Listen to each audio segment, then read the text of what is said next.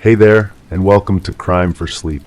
I know you're having trouble falling asleep, so let me keep you company with true crime stories from around the world. Before we dive in, I'm curious, where did you first hear this one? If you enjoy these stories, don't forget to like, comment, and subscribe.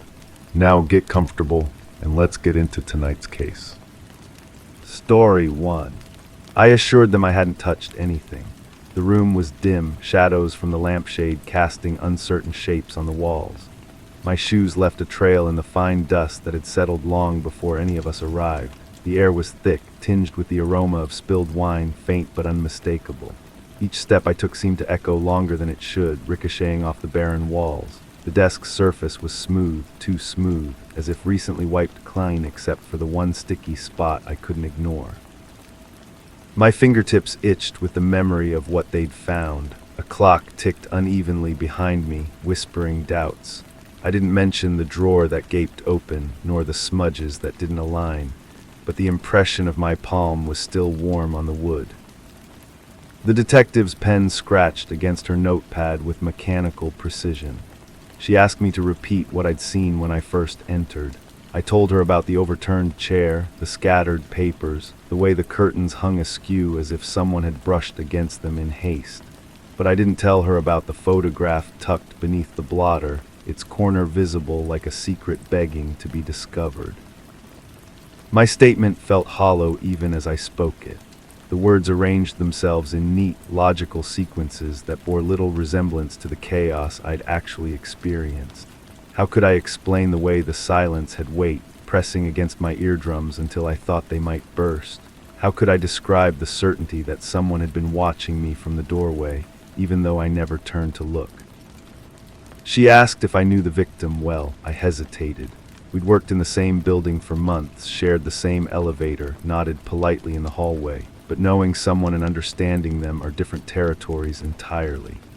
I noticed things about her, small details that accumulate like sediment. The way she always wore gloves, even in warm weather. How she never met anyone's eyes directly, always looking slightly to the left. The careful distance she maintained from everyone, as if proximity itself posed a threat. The detective's questions grew more specific. Had I noticed any unusual behavior recently? Any changes in routine? I found myself constructing answers from fragments of memory that might or might not be reliable. There was the morning she'd arrived later than usual, her hair damp from rain that hadn't fallen. The afternoon I'd seen her in the parking lot, standing beside a car that wasn't hers, speaking to someone I couldn't see through the tinted windows. But these observations felt contaminated now, colored by knowledge of what had happened. Memory has a way of reshaping itself to accommodate new information, and I couldn't trust what I thought I remembered versus what I was remembering now. The room where they found her had been locked from the inside. This detail circulated through our conversations like smoke, impossible to grasp but impossible to ignore. The building's security footage showed her entering alone that evening, but the cameras in the hallway had malfunctioned just before midnight. A convenient coincidence that felt too deliberate to be accidental. I kept returning to that desk, to the warmth of the wood beneath my palm. The sensation lingered like a burn, and I found myself pressing my hand against cold surfaces throughout the day, trying to erase it. But the memory persisted, along with the troubling certainty that I'd touched something I shouldn't have. The wine smell bothered me most. It was too specific, too deliberate. She didn't drink, at least not that anyone knew. Her desk drawers contained only tea bags and antacids, the modest provisions of someone who treated her body like a temple requiring careful maintenance. Yet the scent of wine permeated everything, sweet and cloying, like communion gone wrong. I began to notice inconsistencies in what people told the investigators. The security guard claimed he'd done his rounds every hour, but I'd seen him asleep at his desk on multiple occasions. The cleaning woman insisted she'd finished the 6th floor by 9, yet I'd heard the vacuum running well past 10. Small lies, perhaps, or simple confusion, but they accumulated like evidence of something larger. My own certainty began to erode. Had I really seen her car in the parking lot that afternoon, or had I confused it with someone else's? The memory felt solid when I first recalled it, but repeated examination revealed cracks. The color seemed wrong when I thought about it carefully. The license plate number I thought I'd memorized didn't match any records. The photograph beneath the blotter haunted me. I'd glimpsed it for only a moment before the detective arrived, but the image had seared itself into my consciousness. Two figures standing close together, their faces turned away from the camera. One wore gloves, the same type she always wore. The other was partially obscured by shadow, but something about their posture suggested familiarity, intimacy even. I considered mentioning it to the investigators, but the moment passed, then another, until acknowledging it would require explaining why I'd waited. The secret grew heavier with each passing hour, transforming from oversight to complicity. Sleep became elusive. I found myself replaying that evening, trying to reconstruct the sequence of events with forensic precision. I'd stayed late to finish a report, the building gradually emptying around me until only the essential sounds remained. The hum of ventilation systems, the distant rumble of traffic, the occasional creak of settling infrastructure. I remembered hearing footsteps in the hallway around 11, but I couldn't be certain they belonged to her. The rhythm was different somehow, more hesitant than her usual purposeful stride. Or perhaps I was imposing significance on ordinary sounds, the way grief makes us search for meaning in coincidence. The locked door troubled everyone. The investigators examined the mechanism repeatedly, testing the bolt, checking for signs of tampering. But the lock was solid, old-fashioned, the type that required a key from both sides. Her keys were found in her purse, undisturbed beside her chair. Suicide seemed the obvious conclusion, but it didn't explain the wine or the photograph or the careful arrangement of papers on her desk. Everything was too neat, too considered. Even in desperation, she'd maintained the meticulous organization that characterized her life. I started avoiding the 6th floor, taking stairs instead of the elevator to bypass that hallway entirely. But the building's geometry worked against me, forcing encounters with the scene of investigation. Yellow tape blocked the doorway to her office, but I could still see inside, could still smell that faint sweetness that seemed to emanate from the walls themselves. Other employees shared their theories in whispered conversations by the coffee machine. Financial troubles, they suggested, or a secret relationship gone wrong.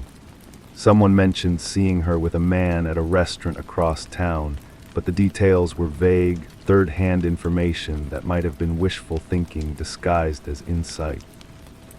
I said nothing about the photograph. The weight of that silence grew unbearable, but confessing would require admitting I'd withheld evidence, that my initial statement had been incomplete. The lie had taken root, growing more complex with each passing day. The detective called me back for a second interview. Her questions were sharper this time, more focused. She asked about my relationship with the victim, whether we'd ever socialized outside work, if I'd noticed anyone paying particular attention to her. I answered honestly, but honesty felt inadequate when the truth itself was so uncertain. She showed me security footage from the parking lot, asking if I recognized the cars, the people coming and going. The images were grainy, distorted by poor lighting and cheap cameras. I watched myself leaving the building that night, my figure small and indistinct on the screen.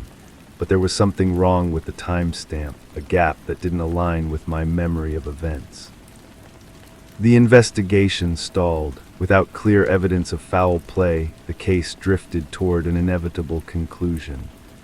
The locked room, the missing motive, the absence of obvious suspects, all pointed toward a tragedy that was ultimately private, incomprehensible to outside observation. But I couldn't let it rest. The photograph called to me like an itch that couldn't be scratched. I found excuses to walk past her office, hoping to glimpse that corner of the desk where I'd seen it hidden. The yellow tape remained, but the room beyond looked different somehow, as if it had been subtly rearranged. One evening I stayed late again, waiting until the building emptied. The security guard was predictably asleep, his head tilted back in his chair, mouth open. I climbed the stairs to the 6th floor, my footsteps muffled by worn carpet that absorbed sound like a confession. The tape had been moved, not removed, but shifted enough to allow entry for someone who didn't mind bending rules. I slipped inside, my heart hammering against my ribs. The desk looked exactly as I remembered it, smooth and clean except for that one sticky spot that had never been properly wiped away. I lifted the blotter carefully, expecting to find the photograph waiting beneath, but there was nothing, only the scarred wood of the desktop and a faint outline where something rectangular had rested for a long time. The absence felt more significant than the presence would have been. Someone had been here before me, someone who knew what to look for and where to find it. The realization settled over me like cold water, bringing with it the understanding that I was not the only one keeping secrets. The wine smell was stronger now, or perhaps my senses had sharpened in the darkness. I followed it to a small cabinet I hadn't noticed before, tucked behind the filing system. The door was ajar, revealing a bottle of red wine half empty in 2 glasses. One bore the faint impression of lipstick, a shade I didn't recognize. My hands trembled as I backed away from the cabinet. The room felt smaller suddenly, the shadows deeper. I had the distinct impression that I was not alone, that someone was watching from the doorway behind me. But when I turned, there was nothing but empty space and the distant glow of emergency lighting. I left quickly, my footsteps echoing in the stairwell like accusations. The security guard never stirred as I passed his desk, never acknowledged my presence. Outside, the parking lot was empty except for my car, sitting alone beneath a flickering streetlight that cast everything in intermittent darkness. The next morning brought news that the case was being closed. Natural causes, the report would read, though the specific details remained private.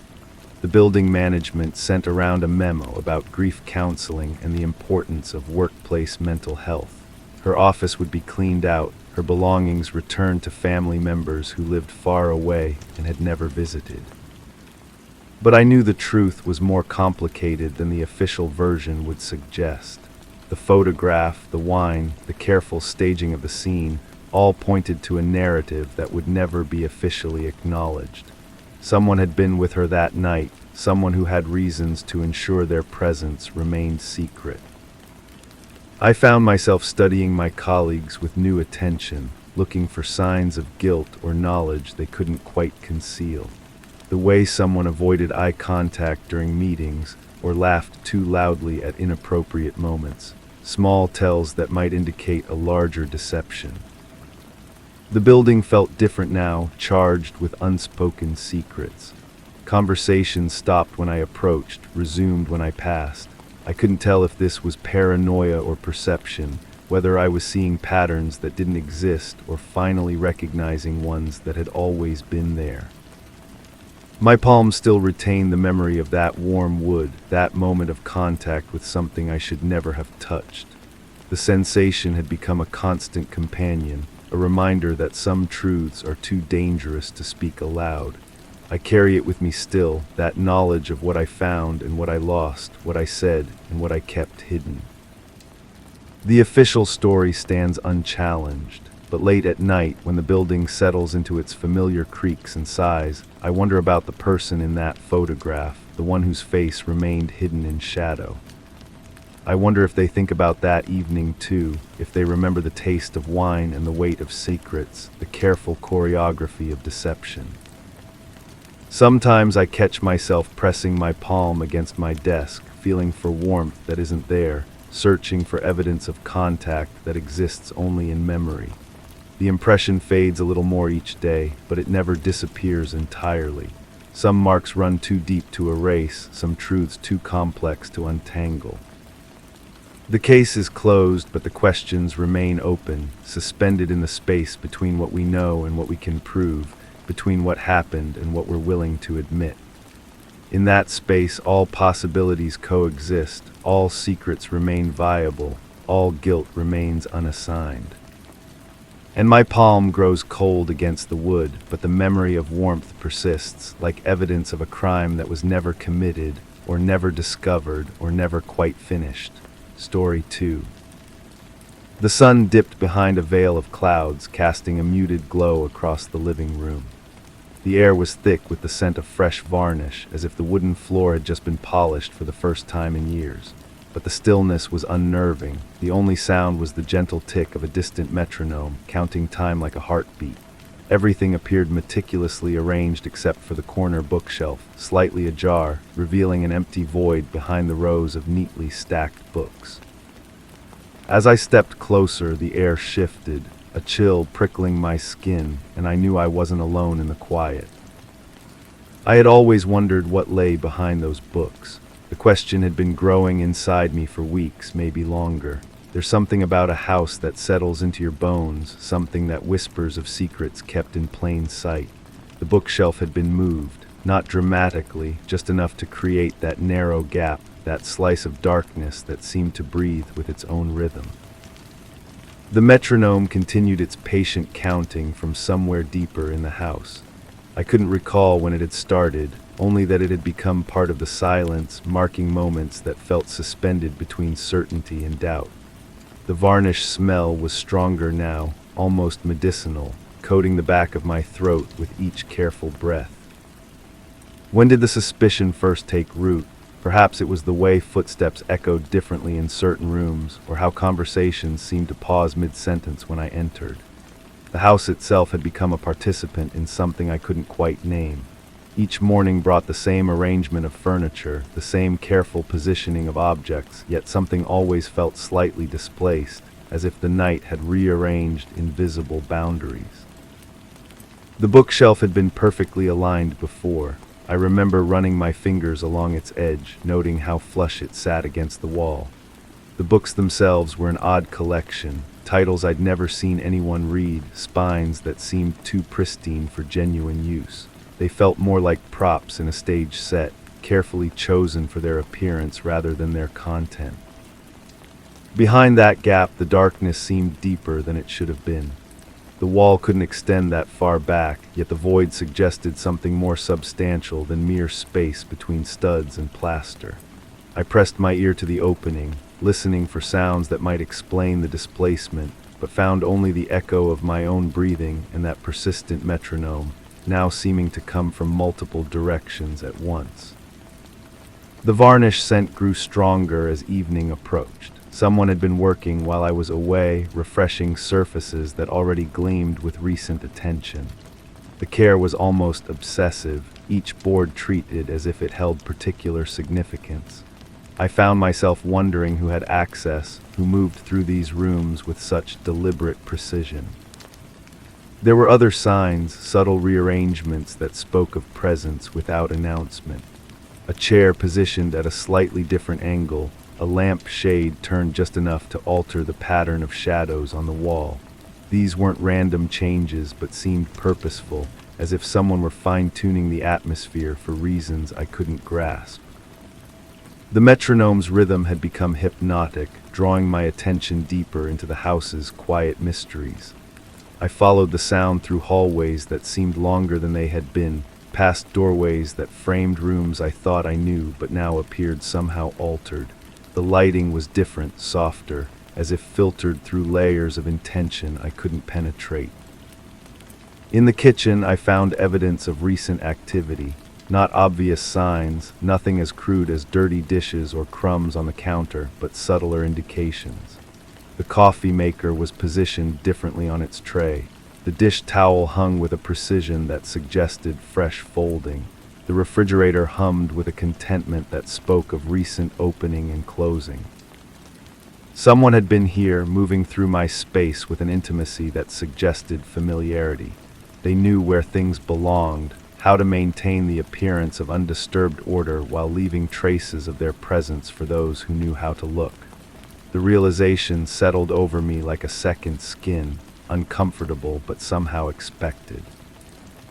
I returned to the living room, to that gap behind the bookshelf that had started this exploration. The metronome's counting seemed louder now, more insistent, as if marking time toward some predetermined moment. The varnish smell had evolved, taking on undertones that reminded me of something I couldn't quite place, something that belonged to memory rather than immediate sensation. The books themselves deserved closer examination. I pulled one from the shelf, noting how it slid free without disturbing its neighbors, as if the arrangement had been designed for easy access. The pages felt wrong somehow, too stiff or too soft, as if they'd been handled in ways that changed their essential nature. The text was familiar yet strange, words I recognized arranged in patterns that didn't quite make sense. Behind the books, the void seemed to pulse with its own life. I could feel air moving, not the random circulation of a house settling into evening, but something more deliberate, as if the space were breathing with conscious intention.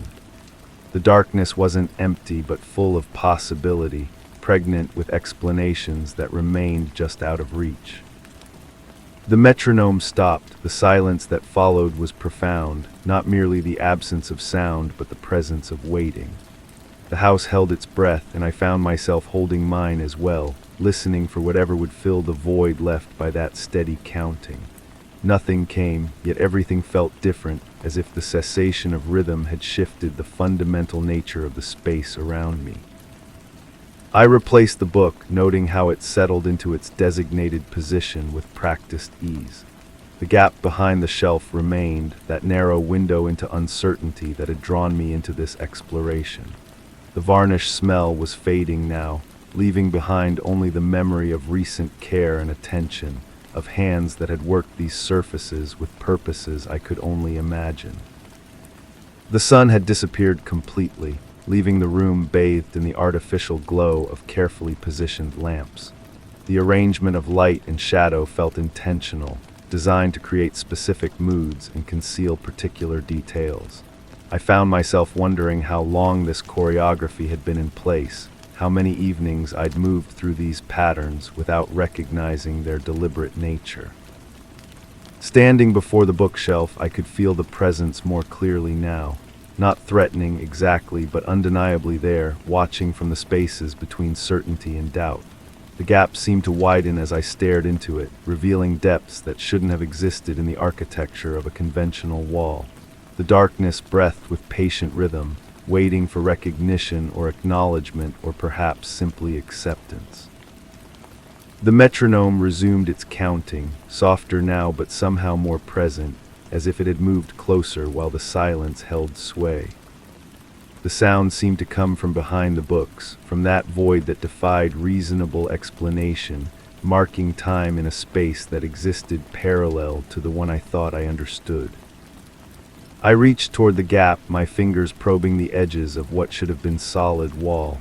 The surface felt different than expected, smoother and warmer, as if it had been shaped by contact rather than construction. The darkness seemed to welcome my touch, drawing my hand deeper into its embrace with a gentleness that spoke of long familiarity. The varnish smell returned, stronger and more complex, carrying undertones of wood and care and something else, something that belonged to the person who had been moving through my space with such careful attention. The scent was almost personal, as intimate as breath or skin, suggesting a presence that went beyond mere trespass into something more profound. As my fingers explored the void behind the books, I felt the texture of surfaces that shouldn't have existed, shapes that belonged to furniture or fixtures arranged in the hidden space. The metronome's counting grew more insistent, as if marking the rhythm of discovery, measuring the distance between ignorance and understanding. The house around me seemed to shift, walls breathing with the patience of stone and wood that had witnessed more than I could imagine.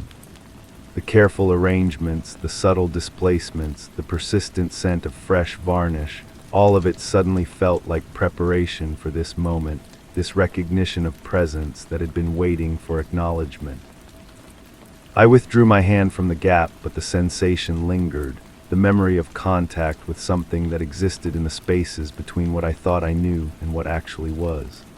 The bookshelf stood slightly ajar, revealing that empty void behind the rows of neatly stacked books, but now I understood it wasn't empty at all. It was full of possibility, pregnant with explanations that danced just beyond the reach of certainty. The metronome continued its patient counting, marking time like a heartbeat in the gathering darkness. The air remained thick with the scent of fresh varnish, as if the wooden floor had just been polished for purposes I was only beginning to comprehend. Everything appeared meticulously arranged, but I knew now that the arrangement was more complex than mere furniture and light, extending into dimensions of intention and presence that transformed the familiar into something altogether more mysterious.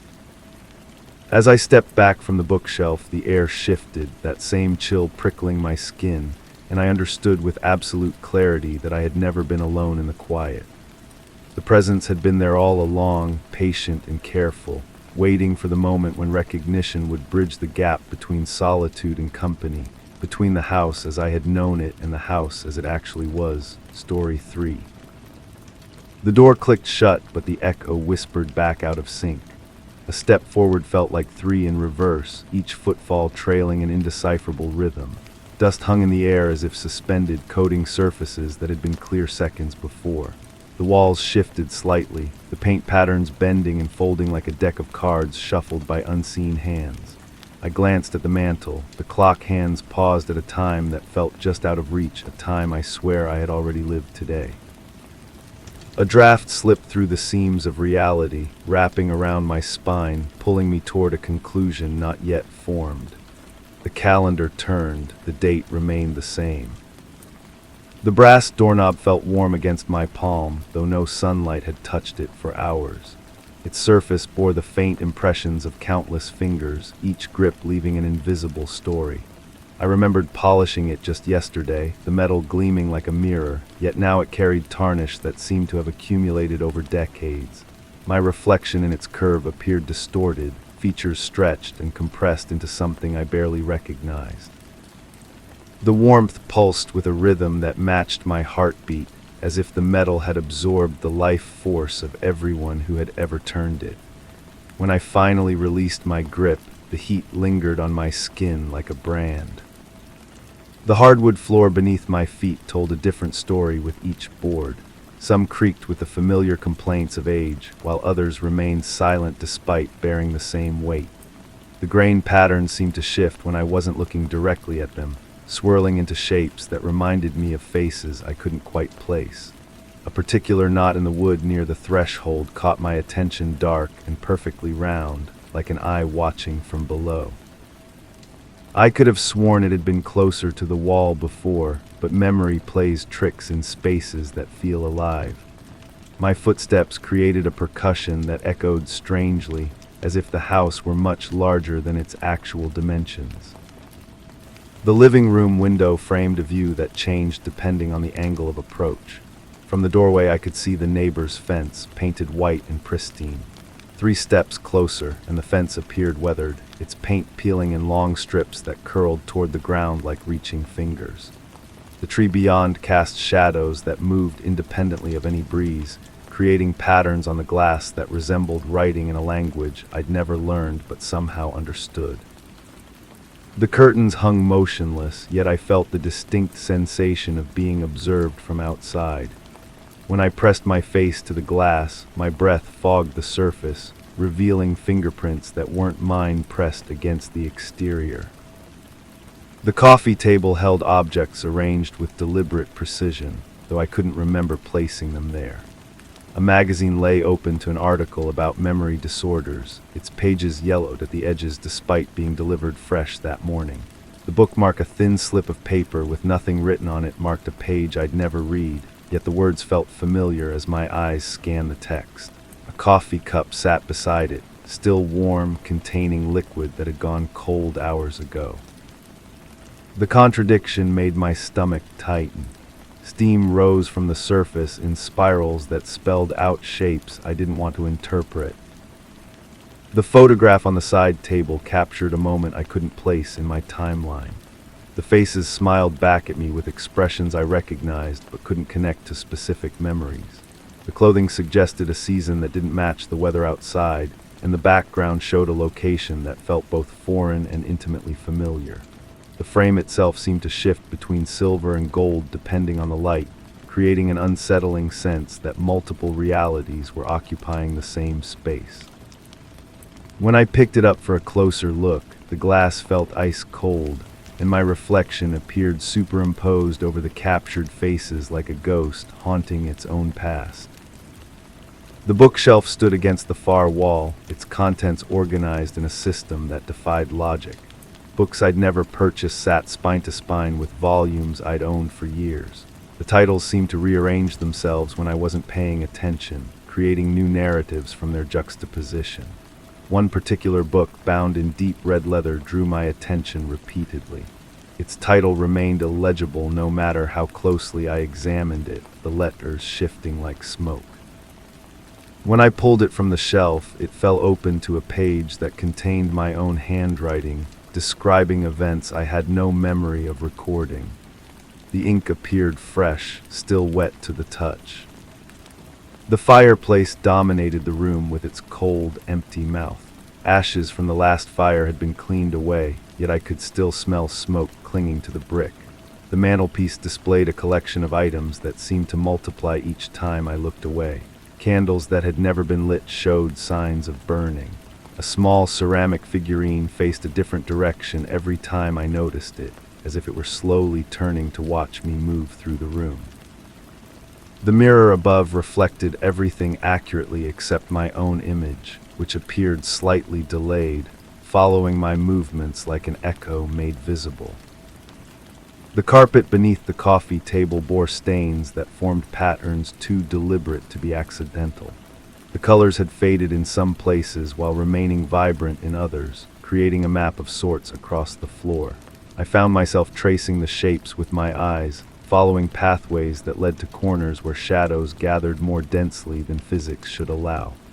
The texture felt different under my feet in those areas, softer, as if the foundation beneath had given way slightly. When I knelt to examine the patterns more closely, they seemed to pulse with a life of their own. The air conditioning vent in the ceiling released currents that carried sounds from other parts of the house, conversations I couldn't quite make out, footsteps in empty rooms, the soft closing of doors that should have echoed more loudly. The metal grate vibrated occasionally, though the system wasn't running. I climbed on a chair to investigate and found the screws were loose, as if someone had recently removed and replaced the cover. Behind the grate, darkness stretched further than the ductwork should have allowed, and I thought I detected movement in those depths, something retreating from the light. The telephone on the end table remained silent, yet I found myself expecting it to ring at any moment. The receiver showed fingerprints that glowed faintly in the afternoon light, evidence of recent use I couldn't recall. The cord was twisted in a complex pattern that would have required deliberate manipulation, yet it had been straight when I'd last noticed it.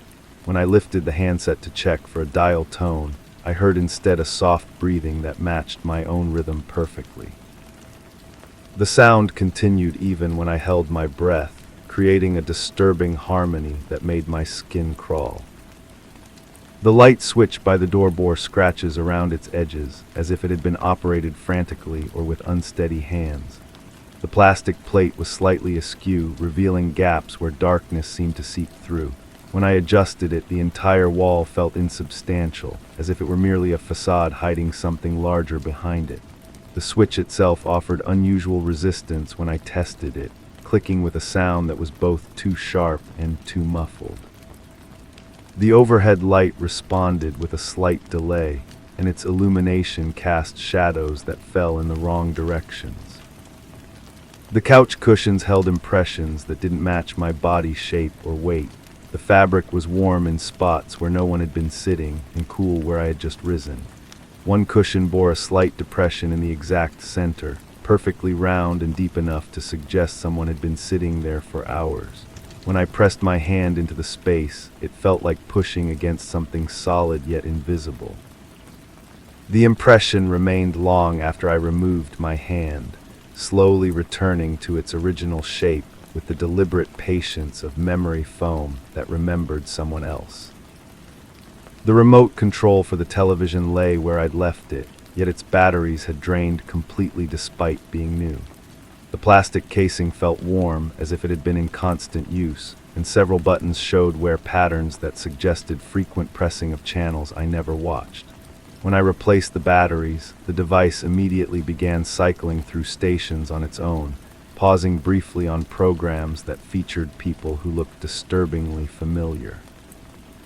The volume fluctuated without my input, creating a soundtrack of half-heard voices that seemed to be trying to tell me something important. The small table lamp in the corner flickered with a rhythm that almost resembled Morse code. Its shade had rotated slightly, directing light toward areas of the room I hadn't been examining. The bulb was new, yet it cast the yellowish glow of old incandescent lighting, creating pools of warmth that felt like memories made visible. The base of the lamp vibrated subtly, and when I placed my hand on it, I could feel a pulse that seemed to originate from somewhere deep within the walls themselves. The cord snaked across the floor in a pattern that looked intentional, forming shapes that reminded me of symbols I'd seen in dreams. The ceiling fan turned slowly despite being switched off, its blades cutting through air that felt thick with possibility. Each rotation created a soft whooshing sound that masked other noises, whispers, perhaps, or the settling of a house that was adjusting to accommodate more than just my presence. The chain that controlled the fan's speed swayed with movements that didn't correspond to any air currents I could detect. When I pulled it to test the mechanism, it felt heavier than it should have, as if something were weighing it down from above. The throw blanket on the couch had been folded in a way I didn't recognize, precise corners and edges that suggested military training or obsessive attention to detail. The fabric felt different between my fingers, softer in some areas and rougher in others, as if it had been handled by many different people. When I shook it out, it released a scent that was both familiar and foreign, something between lavender and antiseptic, comfort and clinical sterility. Refolding it proved impossible. My attempts to recreate the original pattern failed repeatedly, leaving me with something that looked amateur by comparison. The room's temperature seemed to fluctuate in zones, creating microclimates that defied the central air system. Near the window, the air felt cool and damp, while the area around the fireplace radiated warmth despite the cold ashes. The center of the room maintained a neutral temperature, but moving in any direction brought immediate changes that my body registered before my mind could process them. These variations created invisible boundaries that divided the space into territories, each with its own atmospheric signature and emotional resonance. The silence between moments stretched longer than it should have, creating gaps where other sounds might have existed in a parallel timeline. In these pauses, I could almost hear conversations from another time, laughter that belonged to people I'd never met, arguments that had been resolved or abandoned long ago. The quiet felt pregnant with possibility, as if the room were holding its breath, waiting for me to understand something crucial that remained just beyond my comprehension. Each time I thought I'd grasped the meaning, it slipped away like smoke through my fingers. The patterns in the wallpaper began to shift when observed peripherally, transforming from innocent florals into shapes that suggested surveillance eyes hidden among the petals, faces emerging from the shadows between stems. The colors seemed more vivid than they had been that morning, as if someone had adjusted the saturation while I wasn't looking. Certain sections of the wall felt warmer to the touch, and when I pressed my ear against these spots, I could hear a faint humming that might have been electrical current or something more organic, like the circulation of blood through hidden vessels. The realization came slowly, like fog lifting to reveal a landscape that had been there all along. The elements of the room weren't simply objects occupying space, they were components of a larger system, each playing its part in a performance I was only beginning to understand. The warmth, the sounds, the shifting perspectives, they were all symptoms of something that existed in the spaces between certainty and doubt, in the gaps where memory meets reality and finds the fit imperfect. Standing in the center of this transformed space, I understood that the room had been trying to communicate with me all along. Every detail was a word in a language I was just learning to speak, every sensation a sentence in a story that was still being written. The question wasn't what was happening to the room, but what the room was trying to tell me about what had already happened and what was yet to come. The clock on the mantel ticked once loudly, then resumed its silent watch over time that refused to move forward. Story 4. I told them I hadn't opened the drawer, just stood by the doorway, I said, glanced around, saw nothing important. Yet the air felt thick with varnish and dust, clinging like old memories. A glint caught the corner of my eye, something metallic, nearly buried beneath stacks of untouched paper. My fingers tingled with a phantom weight, an echo of the cool metal that had been there moments before. The room whispered with secrets, every shadow holding its breath. The drawer sat closed, almost convincingly. But my palms felt colder than usual.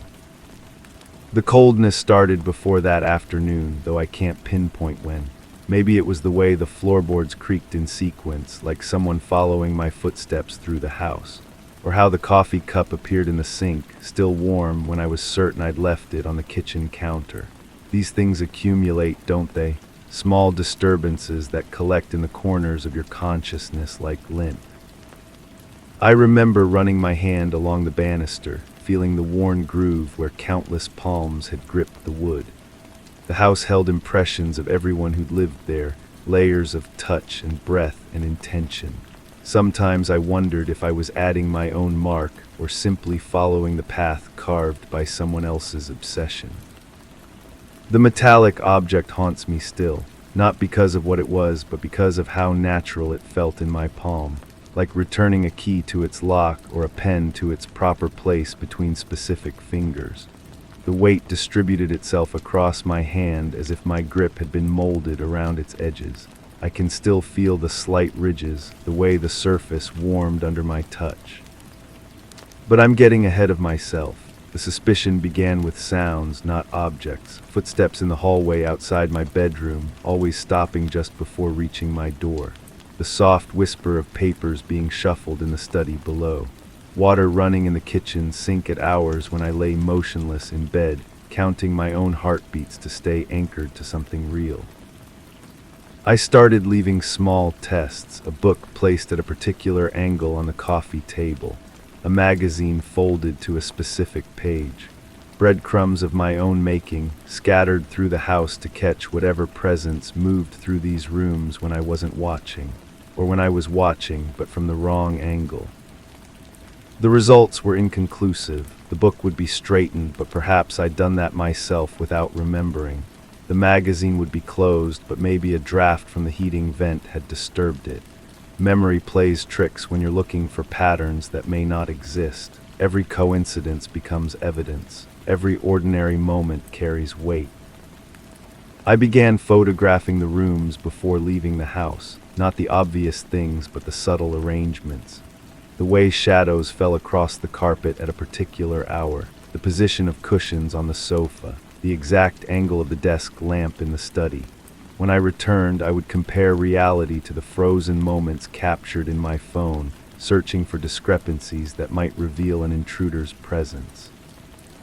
The photographs showed nothing definitive, yet something felt different each time I entered a room. The air itself seemed rearranged, molecules disturbed by movement I hadn't witnessed. I started holding my breath when crossing thresholds, trying to detect the lingering warmth of another person's exhalation. The drawer entered my awareness gradually, not the physical object, but the idea of it. I would find myself staring at the desk in the study, my eyes drawn to that particular handle. The wood around it appeared more worn than the others, as if someone had opened it frequently. But when I tried the handle myself, it stuck slightly, suggesting disuse. This contradiction bothered me more than it should have. I began visiting the study at different hours, observing the drawer from various angles. Morning light revealed fingerprints on the brass handle that I couldn't remember leaving. Evening shadows made the slightly protruding edge more pronounced, as if someone had closed it hastily. I never opened it during those early observations. The act felt too final, too much like admitting I believed someone else had been there. Instead, I circled around the possibility, the way you might approach a sleeping animal, uncertain whether it would wake. The house began to feel like a conversation I was having with myself.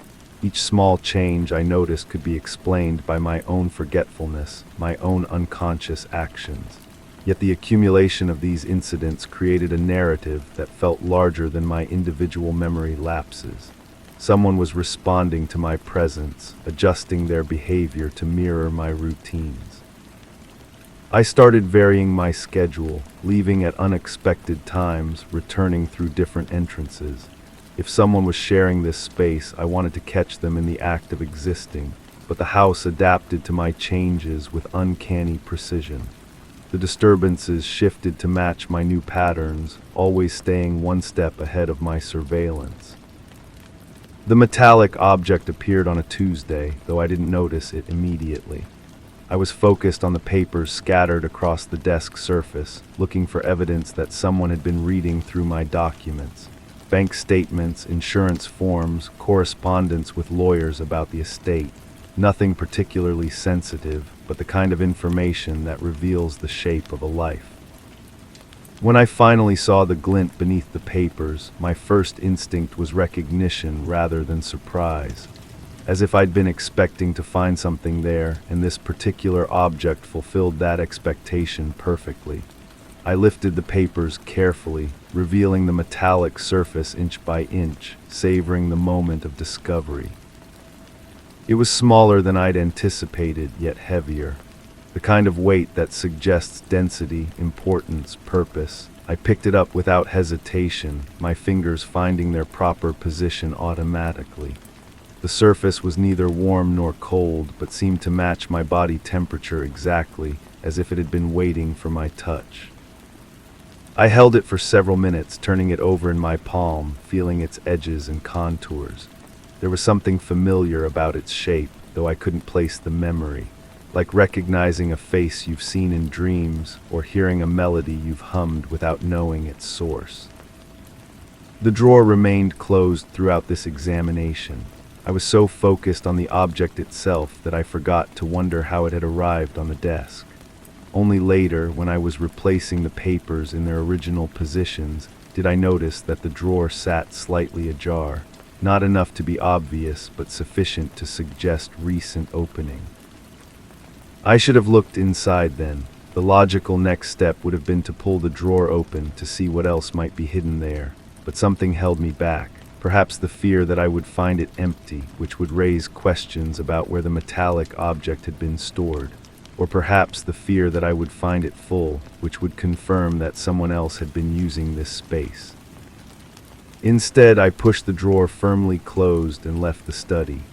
The metallic object remained in my pocket, a constant presence against my hip. Its weight shifted as I moved through the house, a reminder of the moment when the abstract suspicion had crystallized into something tangible.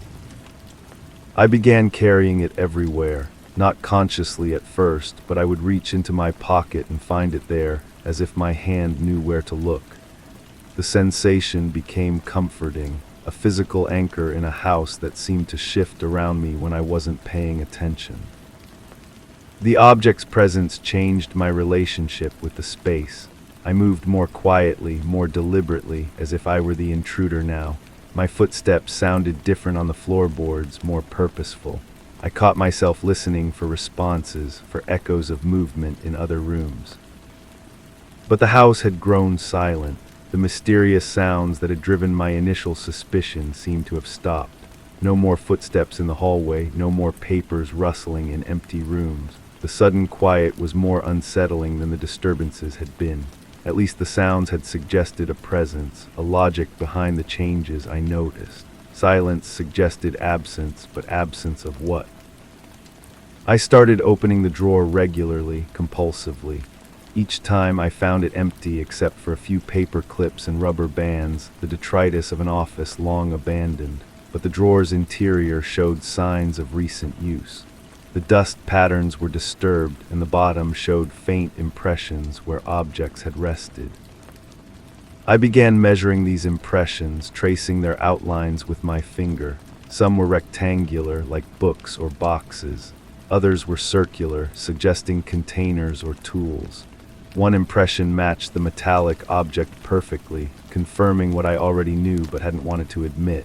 It had been stored here, waiting for me to find it. The question became not whether someone else had access to the house, but whether that someone was still present. The cessation of mysterious sounds could mean they had left, their purpose completed with my discovery of the object, or it could mean they had become more careful, more aware of my surveillance. I installed a small camera in the study, hidden among the books on the shelf facing the desk. The device was motion-activated, designed to capture any activity in the room during my absence. For 3 days, it recorded nothing but dust motes floating in shafts of sunlight, the slow progression of shadows across the floor. On the 4th day, the camera malfunctioned, not dramatically but subtly. The timestamp showed gaps, moments when the recording had paused and resumed without apparent cause. During these gaps, the room's appearance remained unchanged, but something felt different about the light, the way objects cast shadows. I reviewed the footage obsessively, frame by frame, looking for any detail that might explain the interruptions. The desk appeared identical before and after each gap. The drawer remained closed. The papers lay in the same positions. Yet my instinct insisted that someone had been there, had moved through the frame during those missing moments.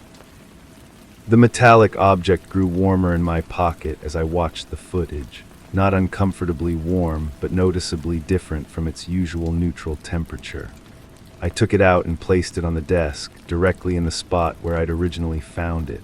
The weight of it seemed to anchor the room, to make the space feel more solid and real. I left it there overnight, curious to see if its presence would trigger any activity. The camera recorded nothing unusual, but when I returned the next morning, the object had moved slightly.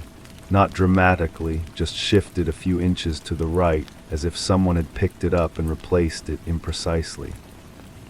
This small displacement felt more significant than all the previous disturbances combined.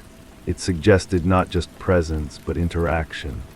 Someone else had touched the object, had felt its weight and texture, had experienced the same strange familiarity I'd felt when I first picked it up. I began leaving it in different locations throughout the house, using it as a kind of bait. On the kitchen counter, the living room mantel, the bedroom nightstand. Each morning I would find it moved, never far from its original position, but clearly handled by someone other than myself. The pattern became a ritual, a form of communication without words. I would place the object somewhere meaningful, and overnight it would be relocated to somewhere equally significant. From the kitchen counter to the windowsill above the sink, from the mantel to the bookshelf beside the fireplace. Each new position seemed to respond to my choice, as if we were having a conversation through the movement of this single metallic piece. I stopped trying to catch the person responsible. The game itself had become more interesting than its resolution. We were sharing the house now, 2 presences orbiting around this small object, using it to acknowledge each other without direct confrontation. The drawer remained central to our interaction. No matter where I left the object, it would eventually return there, as if the drawer were its natural resting place. I began to think of it as a kind of mailbox, a neutral territory where we could exchange our silent messages. I started leaving other items in the drawer. A photograph, a handwritten note, a small key to a lock I'd never found. Each item would be examined, I could tell, handled carefully and returned to a slightly different position. The anonymous presence was learning about me through these objects, just as I was learning about them through the pattern of their responses. The photograph was particularly revealing. It showed the house from the outside, taken during the previous autumn when the trees were full of color. I'd left it face up in the drawer, but found it face down the next morning.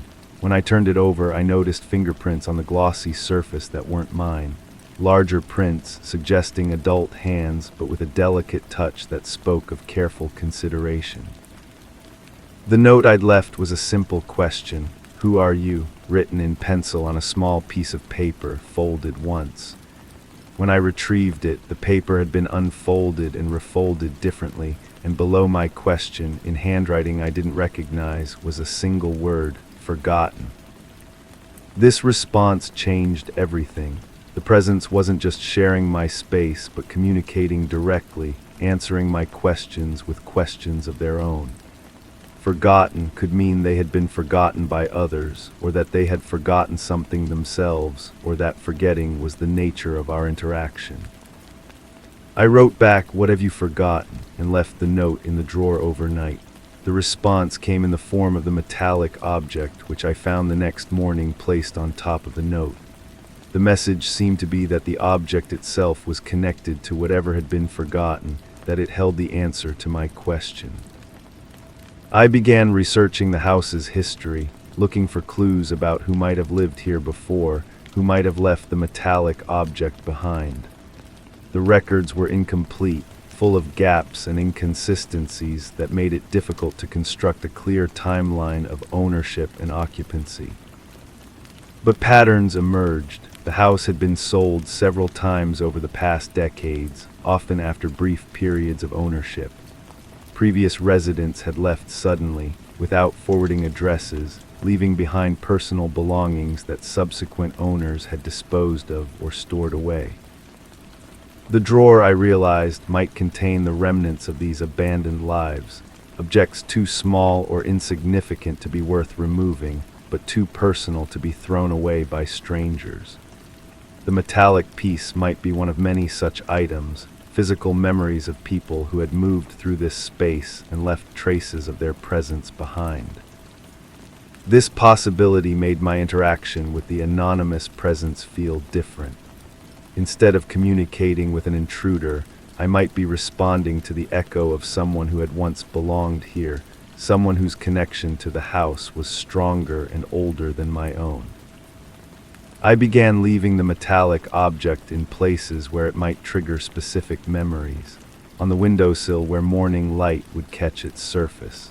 In the kitchen drawer where cooking utensils were stored. On the bathroom counter where someone might have placed it while getting ready for work or sleep. Each placement seemed to generate a response, not just in the object's relocation, but in the overall atmosphere of the house. Rooms felt more inhabited, more alive with the residue of daily routines and personal habits. I was awakening something that had been dormant, bringing back to life patterns of behavior that had been interrupted but not entirely erased. The house began to feel like a palimpsest, layers of different lives written over each other but still visible beneath the surface. My own routines were adapting to accommodate these older patterns, as if I were learning to live in harmony with ghosts of previous occupants. But ghosts might be the wrong word. The presence felt too immediate, too responsive to be merely a memory. Someone was actively engaging with my attempts at communication, making deliberate choices about how to respond to my questions and gestures. I started staying up late, sitting quietly in the study, waiting to catch a glimpse of whoever was moving through the house during the hours when I usually slept. But the activity seemed to pause when I was actively watching, as if my attention itself was enough to interrupt the process. Only when I relaxed my vigilance, when I let my mind wander or my eyes lose focus, would I catch peripheral movements, sounds that stopped just as I turned to identify their source.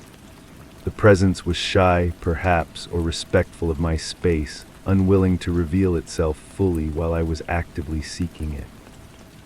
I began pretending to sleep, lying still in bed while listening for sounds in other parts of the house. This approach was more successful. I could hear footsteps moving carefully through the hallway, the soft sound of the study door opening and closing, the whisper of papers being moved on the desk surface.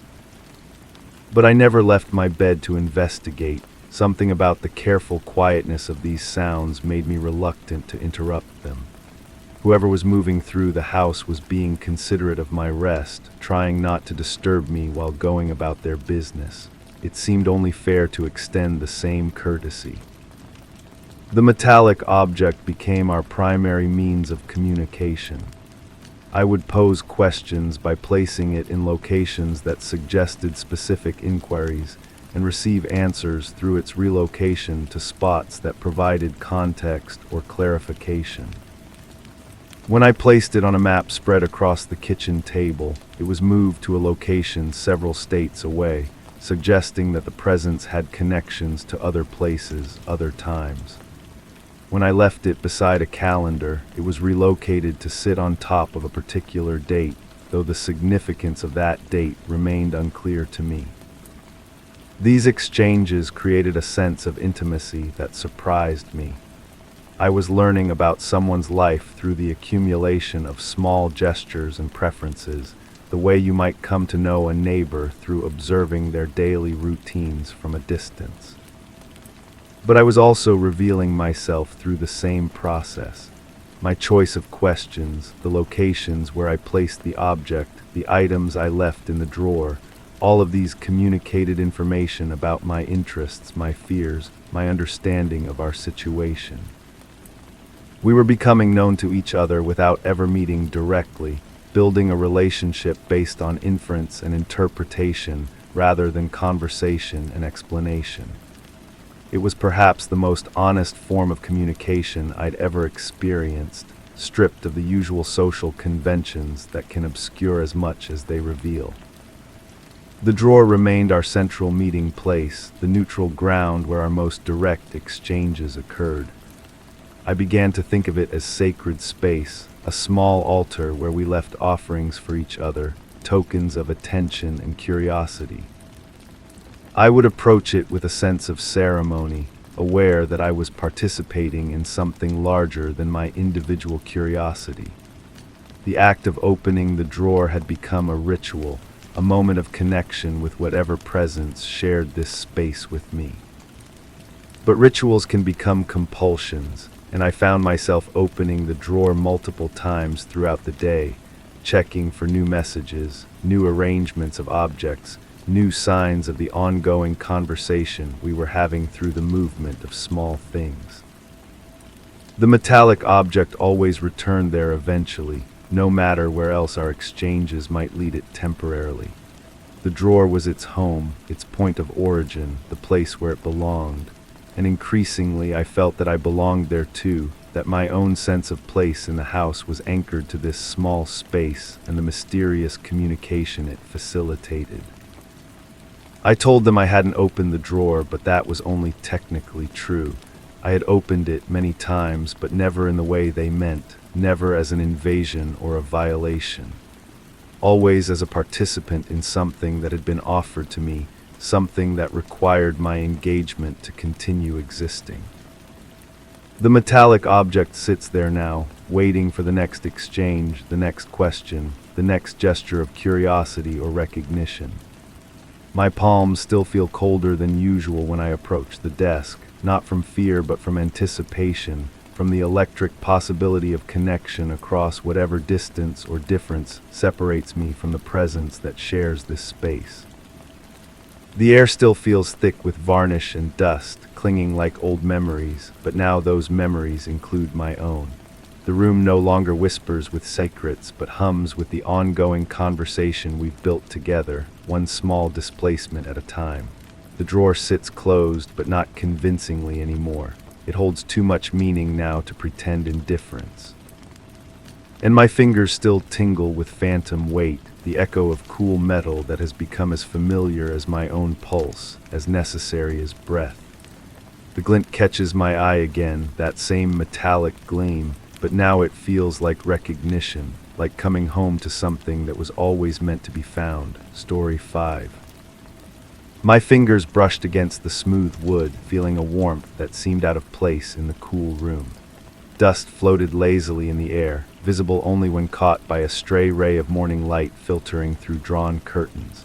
A subtle hum reached my ears, a resonance within the floorboards beneath me that stirred the tiny hairs on my arms. It was as if the ground itself was holding its breath, waiting for something that had eluded my perception. I shifted my weight and the feeling faded, but the sense of something lingering remained heavy in the silence. The house belonged to my aunt, though she hadn't lived here for weeks. The neighbors had called when the mail started piling up, when the newspapers began yellowing on the front steps.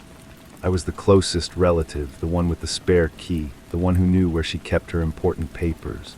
But standing in her living room, I realized how little I actually knew about the woman who had raised me after my parents died. The wooden surface beneath my palm was the mantelpiece above her fireplace. Family photographs lined its length, but something about their arrangement troubled me. They were perfectly spaced, too perfectly spaced, as if someone had measured the distances with a ruler. My aunt had never been that meticulous about anything, not in all the years I'd known her. I pulled my hand away and noticed the faint outline where another frame had once stood. The wood was darker there, protected from years of sunlight. Whatever photograph had occupied that space was important enough to remove before she left, or before someone else made that decision for her. The detective who had taken the missing person report was young, newer to the job than I was comfortable with. He'd asked the standard questions about her habits, her friends, her mental state. I'd answered honestly that she seemed fine during our last conversation, though now I couldn't remember exactly when that conversation had taken place. The days before her disappearance had blurred together in my memory, a haze of routine interactions that revealed nothing useful. But something nagged at me about that last phone call. Her voice had carried a different quality, a careful precision in how she chose her words. At the time, I'd attributed it to the poor connection on her old landline. Now, walking through rooms that felt simultaneously familiar and foreign, I wondered if she'd been trying to tell me something I'd failed to understand. The kitchen smelled wrong, not spoiled or dirty, but artificially clean, like someone had scrubbed away evidence of normal living. The refrigerator hummed its familiar tune, but when I opened it, I found only condiments and a carton of milk that should have expired weeks ago. The milk looked fresh, smelled fresh. Someone had been maintaining this house, keeping up appearances while she was gone. I checked the garbage disposal, running my fingers along its rubber edges. They came away clean, too clean. The sink gleamed as if it had been professionally detailed. My aunt had never been slovenly, but this level of cleanliness suggested obsession or concealment. Neither possibility comforted me. Her bedroom felt like a museum display of a life interrupted. The bed was made with hospital corners, something my aunt had never done in all the years I'd visited. Her dresser drawers contained clothes folded with mechanical precision, underwear sorted by color, socks paired and arranged by thickness. This wasn't how she lived. Someone else had organized these spaces, someone who understood her belongings but not her habits. The jewelry box on her nightstand played a tinkling melody when opened, the same tune it had played throughout my childhood. But the contents were wrong. Her wedding ring was missing, though she'd worn it every day since my uncle's death. In its place sat a small silver locket I'd never seen before. When I opened it, I found a photograph of a child I didn't recognize, a little girl with dark eyes and a solemn expression. I sat on the edge of the bed, holding the locket up to the window light. The photograph was old, the edges yellowed with age, but the girl looked familiar in a way that made my chest tight. There was something about her expression, a guardedness that reminded me of my own childhood photographs, the ones taken after I'd come to live here. The floorboards creaked beneath my feet as I moved to her closet. Her clothes hung in order by color and season, but at the back, behind her winter coats, I found a cardboard box that hadn't been there during my last visit. Inside were documents, letters, and more photographs. The papers were legal documents, adoption records with names blacked out, court orders with dates that didn't align with the family history I'd been told. My hands trembled as I sorted through the photographs. They showed different children at different ages, but always alone, always with that same guarded expression. Some of the photographs were recent, others decades old. One showed a boy who looked like me at age 8, but I had no memory of when or where it had been taken. A letter near the bottom of the box was addressed to my aunt in handwriting I didn't recognize. The return address had been torn away, but the postmark was recent, from just before she disappeared. The letter was brief, written in careful block letters. "We need to discuss the arrangements. The situation has become complicated. Meet me at the usual place." I read the letter several times, but its meaning remained opaque. What arrangements, what situation, and who was we? My aunt had lived a quiet life, or so I'd believed. She worked at the library, tended her garden, attended church on Sundays. She wasn't the kind of person who had mysterious meetings or complicated situations. But as I continued searching through her belongings, I found evidence of a different life entirely. Bank statements showed regular deposits from sources I couldn't identify. A calendar hidden in her desk drawer contained appointments marked only with initials and times. Phone numbers were written on scraps of paper and tucked between pages of books, numbers that didn't match any of her known contacts. The basement felt colder than the rest of the house, and my footsteps echoed strangely on the concrete floor. She'd always used this space for storage, boxes of Christmas decorations and old furniture covered with sheets. But now I noticed things I'd overlooked before. The washing machine was newer than I remembered, larger and more expensive than someone on a librarian's salary should afford. The floor around it was spotless, scrubbed clean in a way that suggested recent and thorough attention. Behind the water heater, I found another box, this one locked with a small padlock. The key wasn't anywhere obvious, but I remembered my aunt's habit of hiding spare keys in magnetic boxes. I found one attached to the underside of the washing machine, and it fit the padlock perfectly. This box contained money, not a small emergency fund, but stacks of bills in various denominations, more cash than my aunt could have saved from her library job in several lifetimes. Beneath the money were more documents, these with official seals and government letterheads. They referenced programs and services I'd never heard of, payments for residential care and family placement services. My aunt's handwriting appeared on several forms, but the signatures looked different from the ones I remembered. More careful, more deliberate, as if she'd been concentrating hard on forming each letter correctly, or as if someone else had been practicing her signature. I climbed back upstairs with my head spinning, trying to reconcile the woman I'd known with the evidence I was uncovering. The aunt who had raised me was gentle and predictable, someone who read bedtime stories and made pancakes on weekend mornings. But the woman whose house I was searching had been involved in something complex and secretive, something that required large amounts of cash and careful documentation. The living room felt different when I returned to it, as if the furniture had shifted slightly while I was gone. The photographs on the mantelpiece seemed to watch me as I moved around the room, their subjects' eyes following my movements. I picked up one of the frames, a picture of my aunt and me at what I'd always believed was my 8th birthday party. But looking at it now, I noticed details that troubled me. My expression was too solemn for a child at his own party. My clothes were too formal, too new, as if I'd been dressed for a special occasion that wasn't entirely celebratory. And my aunt's smile didn't reach her eyes. She looked tired, worried, like someone carrying a burden she couldn't share. Her hand on my shoulder seemed possessive rather than affectionate, as if she were afraid I might disappear if she let go. I set the photograph back in its place, but my hands were shaking. The memories I'd carried of that day, of the cake and presents and celebration, felt suddenly unreliable. Had I invented those details, or had someone helped me remember the day differently than it actually happened? The phone rang, startling me from my thoughts. The sound was harsh in the silence, and I hesitated before answering. The caller ID showed a number I didn't recognize, but something about it seemed familiar. "Hello. You're there." The voice was male, middle-aged, with an accent I couldn't place. "I was wondering when you'd come looking." "Who was this?"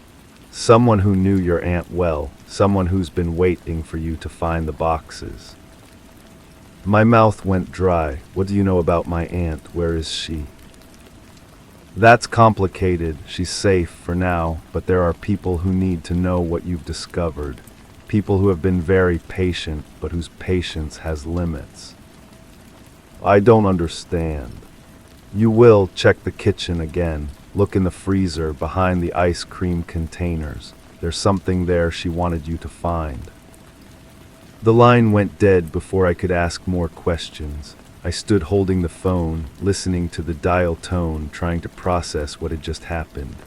Someone had been watching the house, or watching me, waiting for me to arrive and begin searching. Someone who knew about the boxes, who knew my aunt well enough to predict my behavior. I walked to the kitchen on unsteady legs. The freezer was packed with frozen meals and ice cream containers, the kind of abundance that suggested someone who lived alone but wanted to be prepared for company. But when I moved the containers aside, I found a manila envelope sealed in a plastic bag, protected from moisture and freezer burn. Inside the envelope were more photographs, but these were different from the others.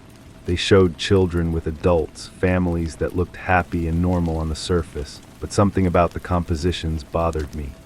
The adults' hands were always visible, always touching the children in ways that seemed controlling rather than affectionate.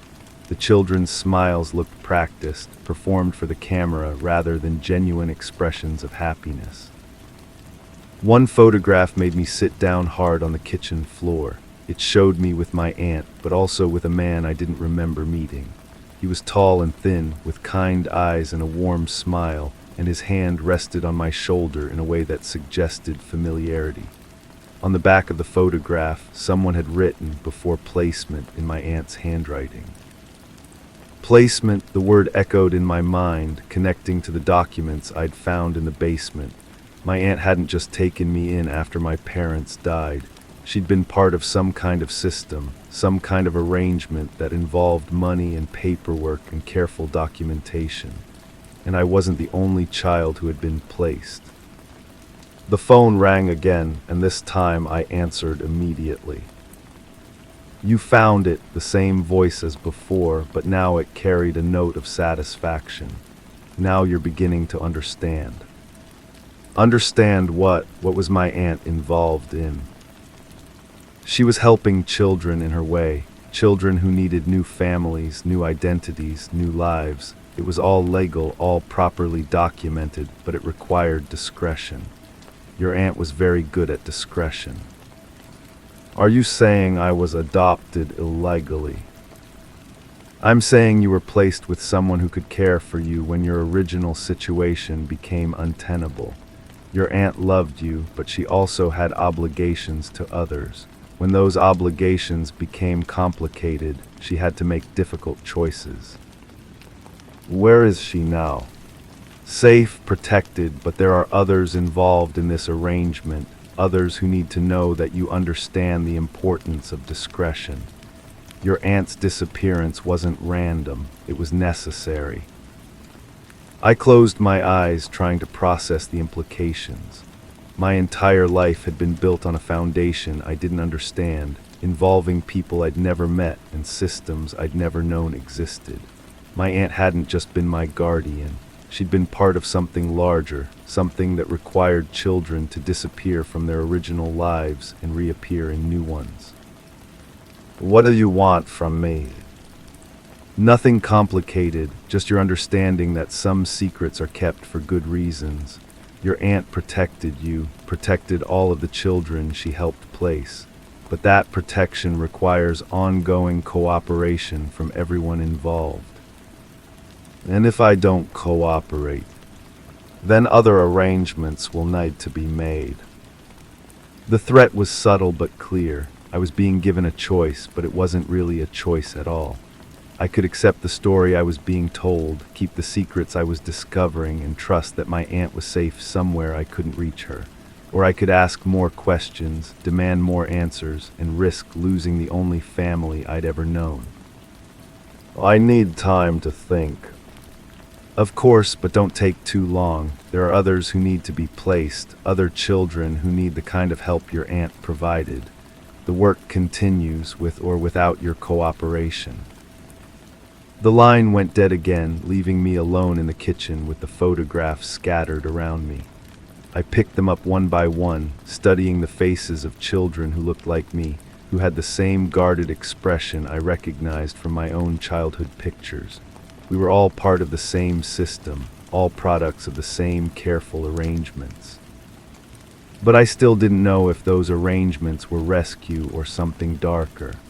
The documents suggested legal processes, proper procedures, official oversight. But the secrecy, the cash, the careful elimination of records suggested something that couldn't survive scrutiny. I walked through the house one more time, seeing it with different eyes. This wasn't just my aunt's home. It was a way station, a place where children stayed while their new identities were prepared, their new lives arranged. The perfect cleanliness wasn't obsession. It was preparation for the next arrival, the next placement. The warmth I'd felt in the wooden mantelpiece when I first arrived made sense now. How many children had stood where I stood, running their fingers along that smooth surface while waiting to learn about their new lives? How many had felt the same mixture of fear and hope that I remembered from my early days in this house? I sat in my aunt's chair, the one where she'd read to me when I was young, and tried to decide what I believed about what I'd discovered. The evidence suggested she'd been part of a system that helped children, but systems that operated in secret often had reasons for avoiding oversight.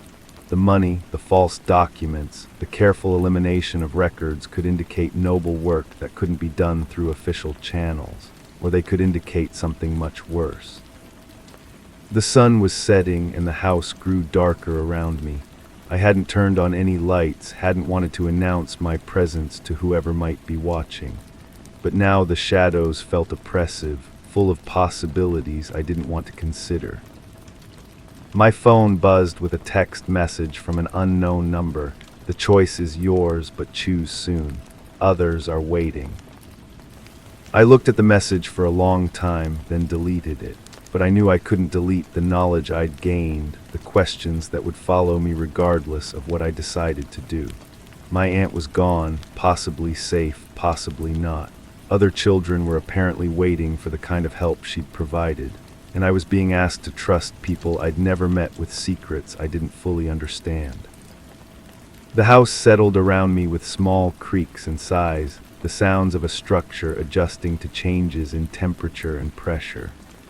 But I heard something else in those sounds now, the whispers of all the children who had passed through these rooms, all the secrets these walls had absorbed over the years.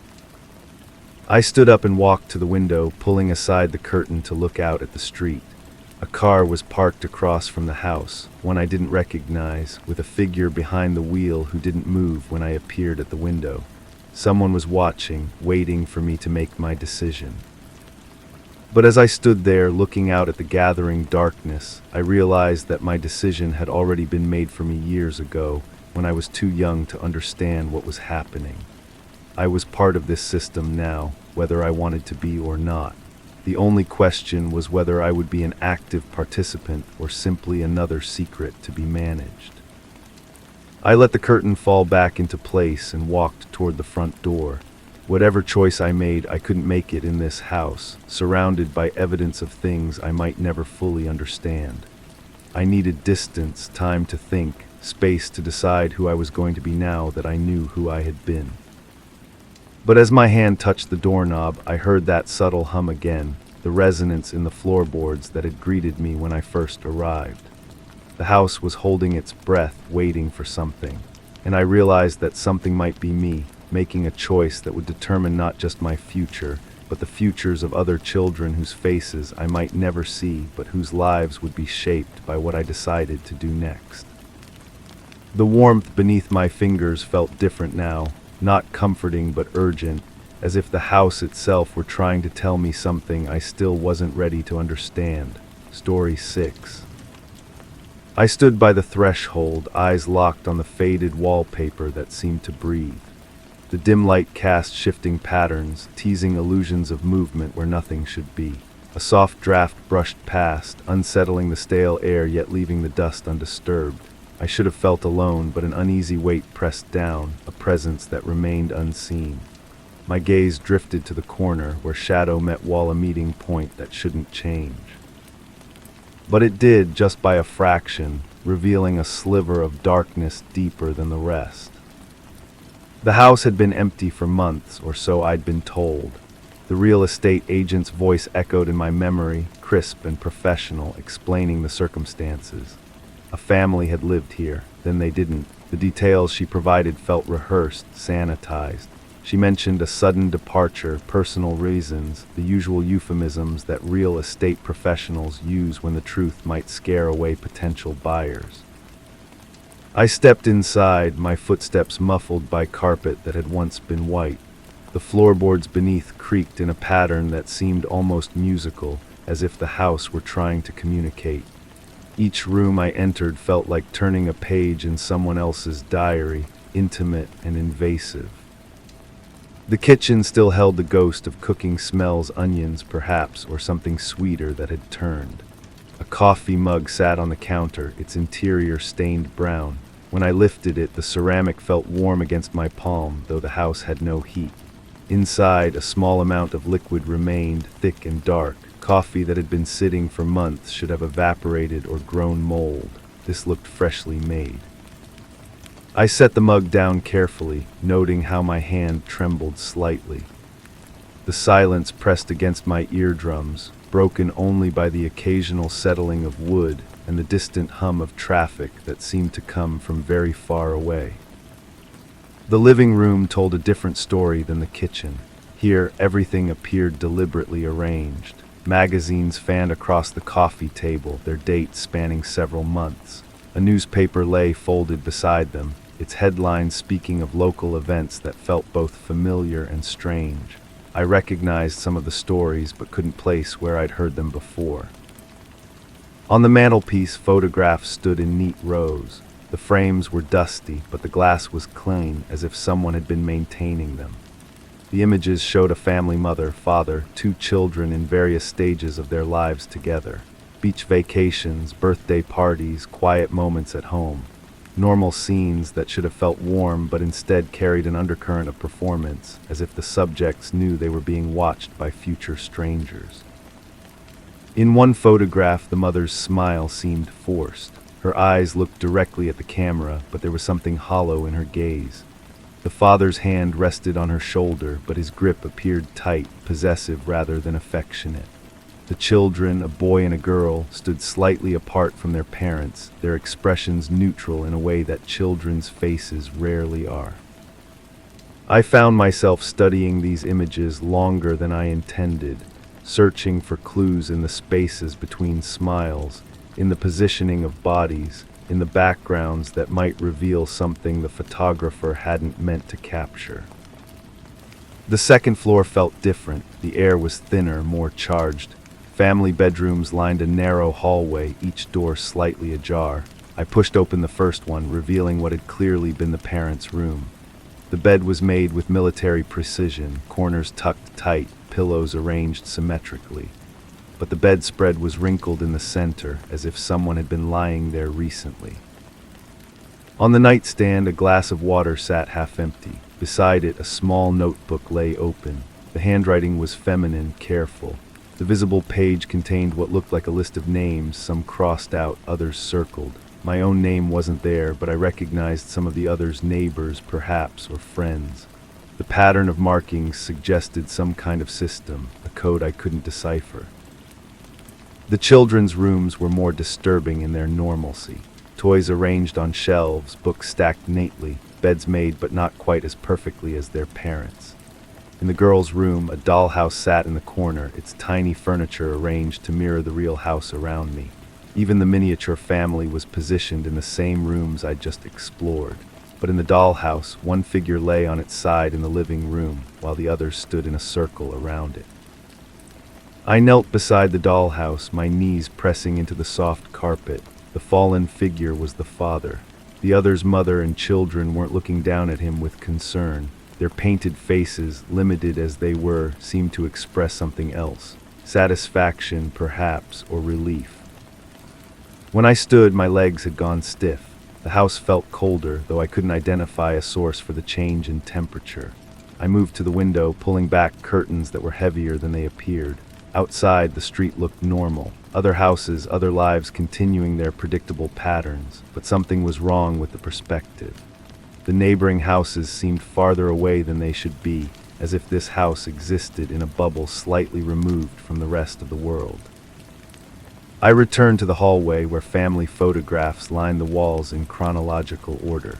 The progression told a story of gradual change. In the earliest photos, everyone looked genuinely happy, but as the timeline advanced, subtle shifts became apparent. The mother's posture grew more rigid. The father's expressions became more controlling. The children seemed to fade slightly, as if they were disappearing even while remaining visible.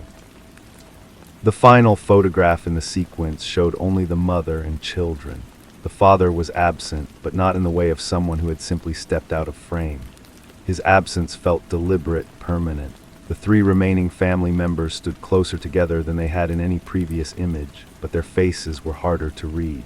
The shadows fell differently across their features, creating an ambiguity that made it impossible to determine whether they were grieving or celebrating. At the end of the hallway, a door led to what appeared to be an office or study. This room felt lived in a way the others didn't. Papers scattered across the desk, books pulled from shelves and left open, a computer that hummed softly despite the house supposedly being without power. I approached the desk cautiously. The papers were bills mostly, but also correspondence that painted a picture of increasing financial strain. Letters from banks, from creditors, from lawyers. The language grew more urgent as the dates progressed, until the final notices spoke of foreclosure, bankruptcy, legal action. But mixed among these official documents were handwritten notes in different scripts. The mother's careful writing appeared frequently, documenting conversations, recording observations, tracking patterns of behavior. She had been building a case of some kind, gathering evidence, against whom wasn't immediately clear, but the meticulous nature of her record-keeping suggested someone preparing for a confrontation. The father's handwriting appeared less frequently, but with more intensity. His notes were defensive, angry, full of justifications for actions that weren't explicitly described. He wrote about being misunderstood, about sacrifices unappreciated, about a family that had turned against him without cause. The children's voices were present too, in school assignments and diary entries that had somehow found their way into this collection. Their writing revealed a household where normal family dynamics had twisted into something more complex. They wrote about walking quietly, about listening at doors, about conversations that stopped when they entered rooms. I sat in the desk chair, which adjusted to my weight with a soft hiss. The computer screen brightened as I moved the mouse, revealing a desktop cluttered with files and folders. Most were password protected, but some opened easily, revealing a digital archive of the same family tensions documented in the physical papers. Email exchanges between the parents showed a marriage dissolving in real time. What started as minor disagreements escalated into accusations, threats, ultimatums. The mother's messages grew more concerned about the children's well-being. The father's responses became increasingly erratic, defensive, paranoid. But the most disturbing discovery was a series of audio files labeled with dates spanning several months. I clicked on the earliest one, adjusting the volume to barely audible.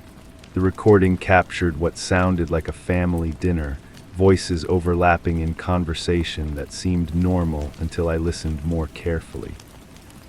The father dominated the discussion, his tone cheerful but somehow wrong, like an actor playing a role he didn't fully understand. The mother responded with careful politeness, each word chosen to avoid triggering some unspoken landmine. The children said little, their occasional contributions met with either excessive praise or subtle correction. As the recording continued, the artificial quality of the interaction became more apparent.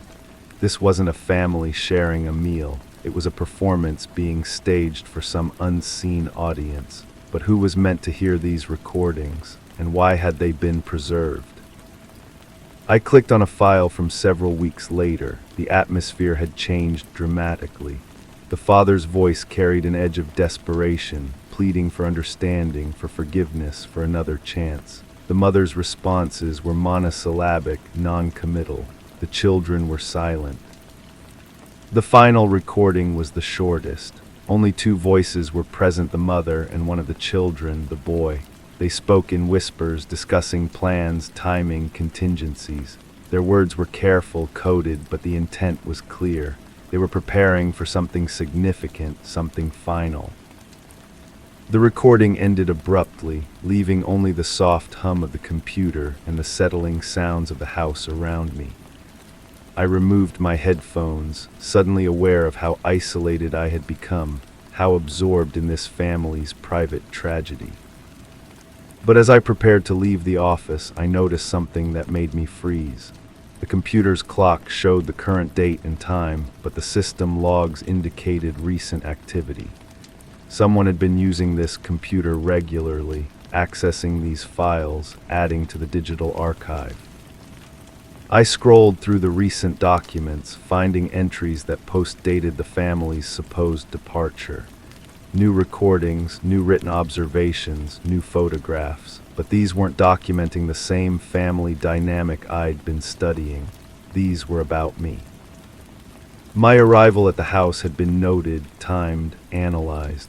My movements through the rooms had been tracked, my reactions to various discoveries recorded and interpreted. Someone had been watching me explore this space, documenting my responses as carefully as the family had once documented each other. I stood slowly, the chair rolling back with a soft squeak.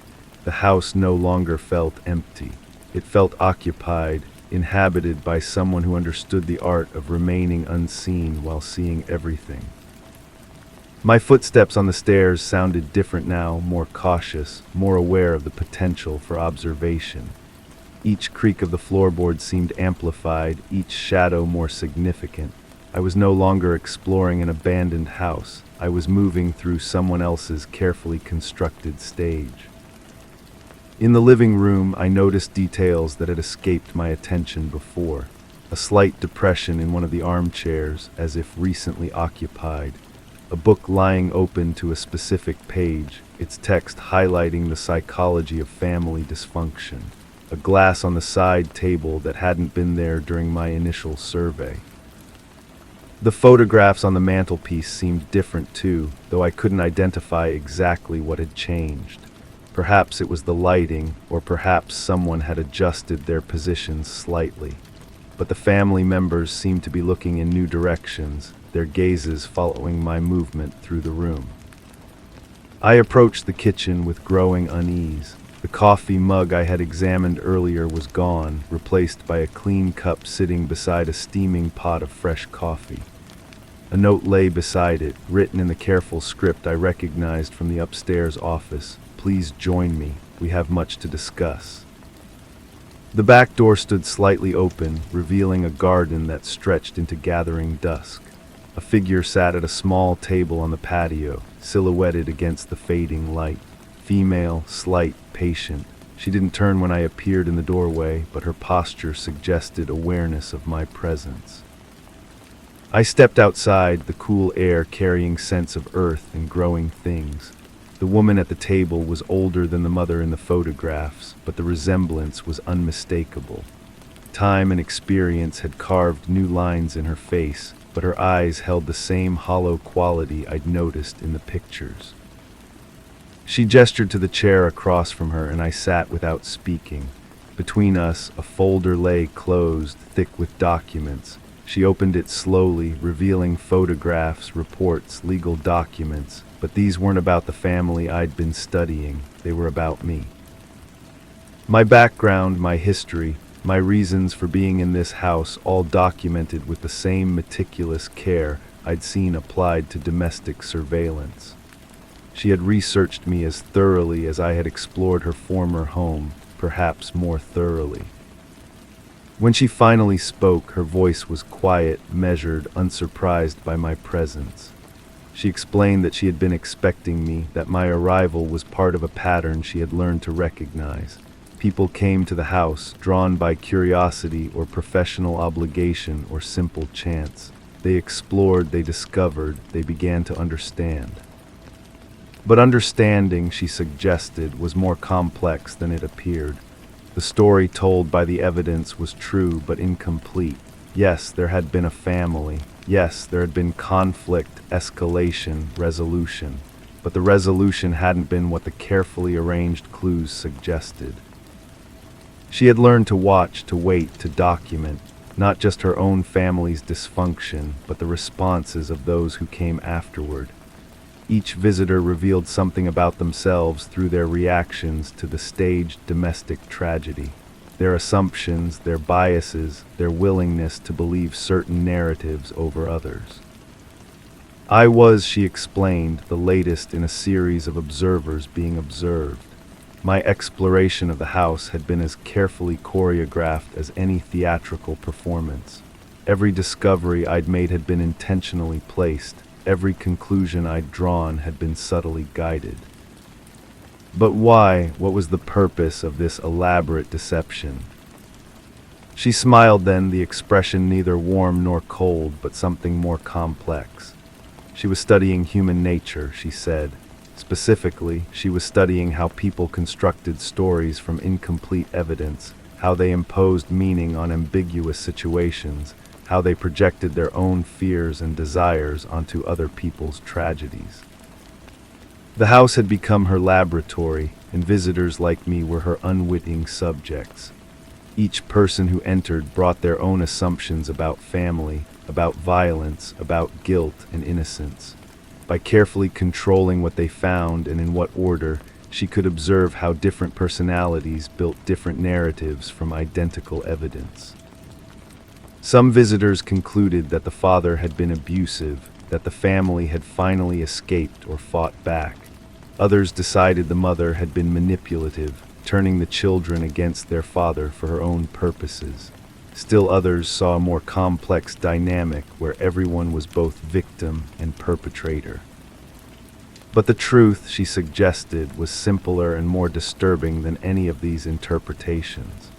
There had been no dramatic confrontation, no escape, no violence. The family had simply dissolved, each member drifting away when the performance of normalcy became too exhausting to maintain. The father had left first, unable to sustain his role as provider and protector when both had become impossible. The children had followed, choosing other relatives, other arrangements, other definitions of family. She had remained, not from attachment to the house, but from fascination with what it had become. The domestic tragedy that visitors reconstructed from the evidence was entirely fictional, assembled from fragments of real pain, but arranged to tell a story that had never actually occurred. Yet people consistently found this fabricated narrative more believable than the mundane reality of a family that had simply given up. As she spoke, I realized that my own assumptions had followed the same pattern. I had been so eager to solve a mystery that I had ignored the possibility that no mystery existed. The carefully preserved evidence of conflict and resolution had seemed more compelling than the simple explanation that sometimes families just end without drama or closure or meaning. But even this revelation felt incomplete, another layer in a construction that might extend indefinitely deeper. Was she telling me the truth now, or was this conversation itself part of the experiment? Was I meant to believe this explanation, or was my skepticism about it the actual response being studied? The light had faded while we talked, and her face was becoming difficult to read in the gathering darkness. She closed the folder and stood, her movement suggesting that our conversation was ending whether or not I had received the answers I'd sought. I walked back through the house one final time, seeing the rooms differently now that I understood their purpose. The carefully arranged evidence, the strategic placement of clues, the subtle manipulations that had guided my exploration, all of it felt both more and less significant than it had before. At the front door, I paused, looking back at the faded wallpaper that had first caught my attention. It no longer seemed to breathe, no longer suggested hidden movement or meaning. It was simply old wallpaper in an old house, significant only because I had chosen to find it significant. But as I stepped outside, I caught a reflection in the window that made me hesitate. The woman from the garden was standing in the living room, but she wasn't alone. Other figures occupied the space, indistinct, shadowy, but undeniably present. The family from the photographs, perhaps, or other visitors who had never left, or simply tricks of light and glass and expectation. I didn't turn around to confirm what I had seen. Some questions, I realized, were more valuable than their answers. The house would continue its work, drawing new visitors, offering new mysteries, revealing new truths about the stories people tell themselves when confronted with the unknowable. As I walked away, the sound of my footsteps seemed to echo from the house behind me, as if someone were following the same path I had taken, beginning their own exploration of carefully constructed ambiguity. The cycle would continue, each iteration adding new layers to a mystery that existed primarily in the minds of those who encountered it. The street looked normal again, the neighboring houses restored to their proper distances and proportions. But I carried with me the understanding that normalcy itself might be performance, that the most compelling mysteries were often the ones we created for ourselves, and that the truth was sometimes less important than our need to believe that truth existed to be found. Story 7. The weight of silence. The door hinges didn't groan when I pushed it open. My footfalls were softer than I remembered, absorbed by the floorboards that usually offered a groan of their own with each step. The familiar echo of the room seemed to shy away, leaving only a muted hum as I moved through. Shadows didn't shift as I closed the curtains. They merely deepened like ink blots spreading in clear water. The air was dense with an absent murmur, a lack of something I couldn't quite grasp. I reached for the lamp, feeling the smooth surface give nothing back to my touch. As the light flickered to life, then hesitated, a creeping unease settled in the room, felt occupied by everything that wasn't. The photograph lay face down on the coffee table where I'd left it. I knew because the corner was still bent from when I'd dropped it, my hands shaking too badly to maintain a proper grip. Even now, approaching it felt like walking toward the edge of a cliff. The paper stock was heavier than most photographs, the kind reserved for formal portraits or important documentation. When I finally turned it over, her face stared back at me with that same half-smile that had haunted my sleep. She'd been missing for 3 weeks.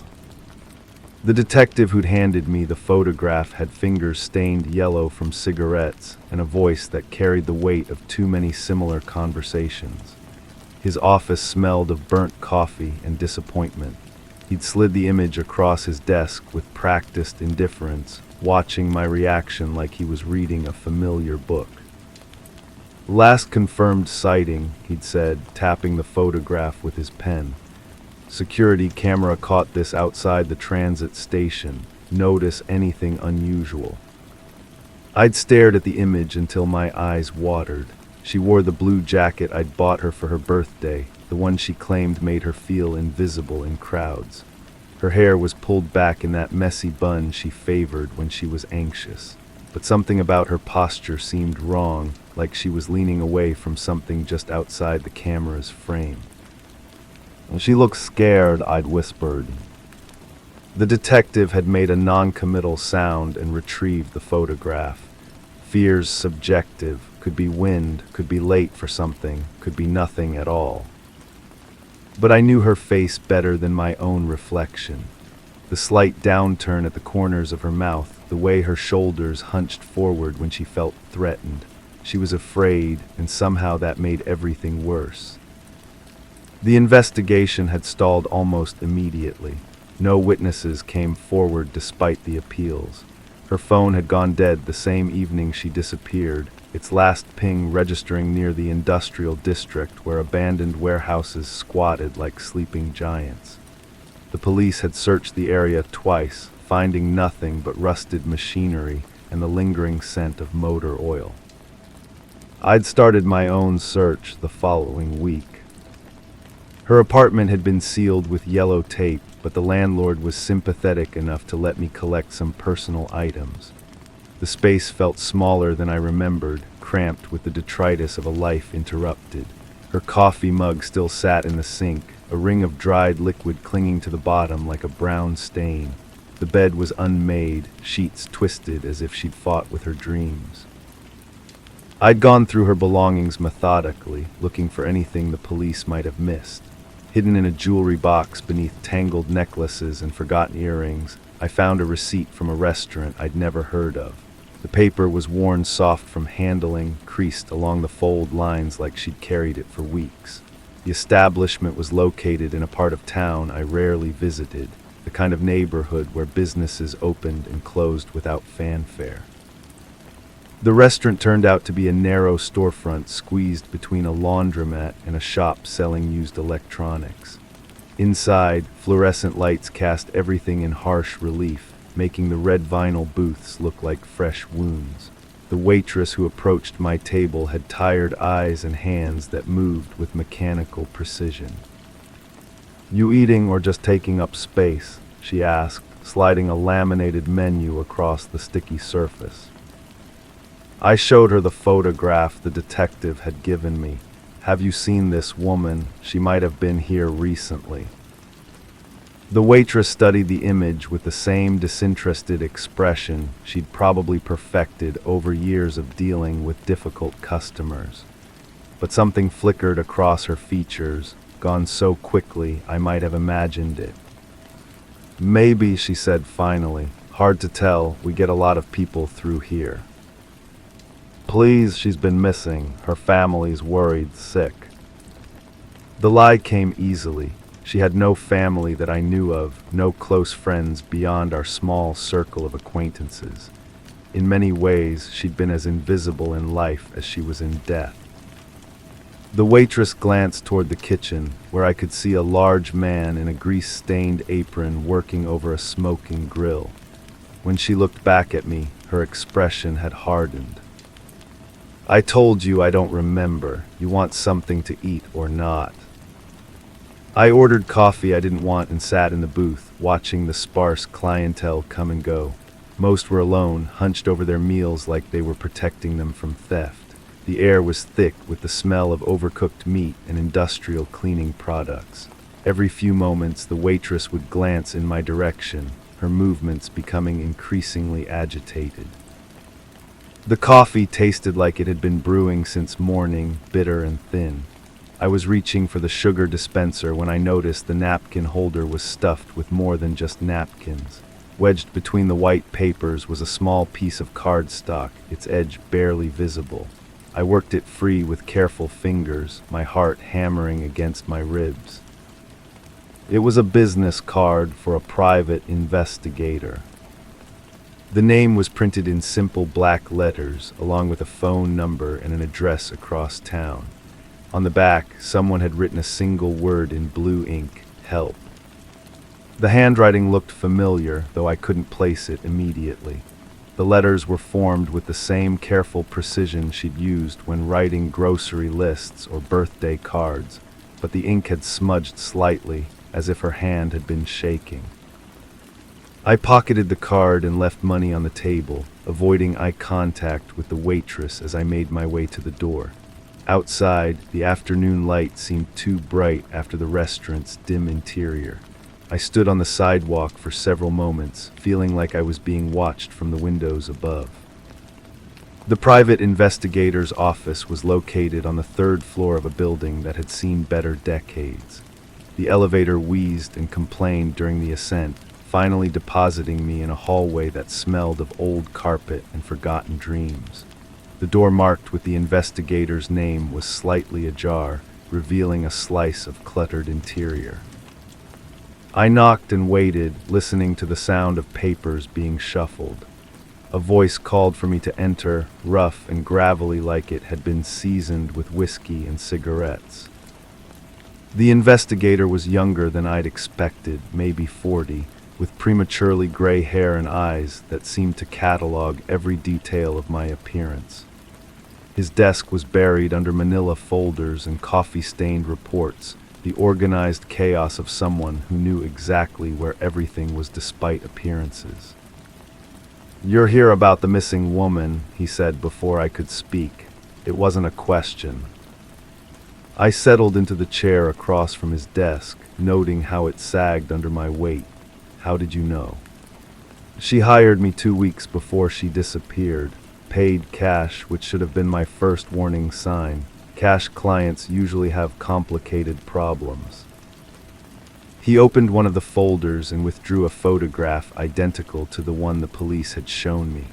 But this copy had been marked with red ink, arrows pointing to details I'd missed. The shadows behind her seemed darker, more defined. In the corner of the frame, barely visible, was the edge of what might have been another person. "She thought someone was following her," the investigator continued. "Had been for weeks, maybe longer. Said she'd see the same face in crowds, the same car parked outside her building. Classic paranoia symptoms, except she had photographs." He slid another folder across the desk. Inside were dozens of images, all taken from a distance with what looked like a telephoto lens. They showed her going about her daily routine, leaving her apartment, shopping for groceries, meeting friends for coffee.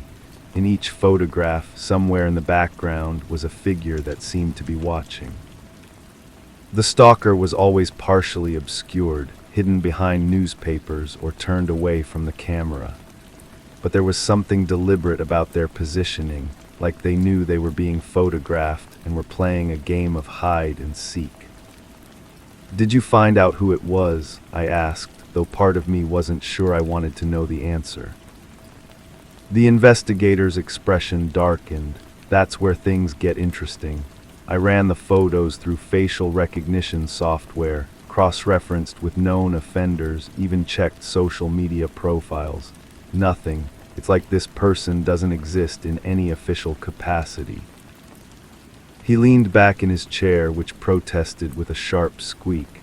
"But here's the really strange part. I started following her myself, trying to document the stalking behavior. Only problem was I never saw anyone following her. Not once. It was like they knew exactly when I'd be watching." A chill ran down my spine despite the office's stifling heat. "What are you saying?" "I'm saying either this person was a professional or your friend was seeing things that weren't there. Paranoid delusions can be incredibly convincing, especially when someone's under stress." I thought about the last conversation I'd had with her, how she'd seemed jumpy and distracted. She'd kept glancing over her shoulder, claiming she'd heard footsteps behind us even though the street was empty. At the time, I'd attributed it to work stress or lack of sleep. "There's something else," the investigator said, pulling out another photograph. This one showed her sitting in what looked like a parked car, talking to someone outside the frame. The image was grainy, taken from a significant distance, but her body language suggested she was arguing with whoever she was speaking to. "When was this taken?" "The night before she disappeared. I followed her to an industrial area, watched her meet with someone in the shadows. Couldn't get close enough to see who it was, but the conversation lasted maybe 10 minutes. Then she drove away, and I never saw her again." The photograph felt heavy in my hands, weighted with implications I wasn't ready to consider. Her face was turned partially away from the camera, but I could see the tension in her shoulders, the way her hands gripped the steering wheel. "Did you tell the police about this?" The investigator's laugh was bitter. "Tried to. They said it wasn't enough to constitute evidence. Could have been anyone she was talking to. Could have been completely unrelated to her disappearance." But I knew better. She wasn't the type to meet strangers in abandoned areas, especially not at night. Whatever had drawn her to that industrial district, it was connected to her disappearance. I was certain of it. I left the investigator's office with copies of all the photographs and a growing sense of unease. The pieces of the puzzle were starting to form a picture, but it was one I didn't recognize. The woman in the images seemed like a stranger, someone capable of secrets and deceptions I'd never suspected. The industrial district looked different in daylight, less threatening but somehow more desolate. Abandoned buildings stretched in every direction, their broken windows like dead eyes staring at nothing. I parked where the investigator's photograph suggested she had and tried to imagine what could have brought her to this place. The silence was oppressive, broken only by the distant sound of traffic and the occasional creak of settling metal. I walked the perimeter of the area, looking for anything that might provide a clue. Most of the buildings were secured with rusted chains and warning signs, their interiors hidden behind boarded windows. But one warehouse at the end of the block showed signs of recent activity. The chain on its main entrance had been cut and then carefully repositioned to look intact. Fresh tire tracks in the dirt suggested vehicles had been coming and going regularly. I pushed through the entrance, my footsteps echoing in the vast, empty space. Sunlight filtered through holes in the roof, creating pools of illumination that only made the shadows seem darker. The air smelled of rust and decay, with an underlying chemical odor that made my nose burn. In the center of the warehouse, someone had set up what looked like a makeshift living space. A sleeping bag lay crumpled beside a camping chair, surrounded by empty food containers and water bottles. A small portable radio sat silent on a wooden crate, its antenna extended like a metal finger pointing toward the ceiling. I approached the makeshift camp carefully, my heart pounding so loudly I was sure it would echo off the walls. The sleeping bag was still warm to the touch, as if someone had been using it recently. Beside it, partially hidden under a discarded newspaper, was a cell phone. The device was password protected, but the lock screen showed dozens of missed calls and text messages. Most were from numbers I didn't recognize, but several were from the investigator. The timestamps showed they'd been coming in regularly over the past week, long after she'd supposedly disappeared. My hands shook as I tried to process what I was seeing. If her phone was here, if someone had been living in this warehouse, then everything the police had told me was wrong. She hadn't simply vanished without a trace. Someone had been keeping her here, or she'd been hiding here herself.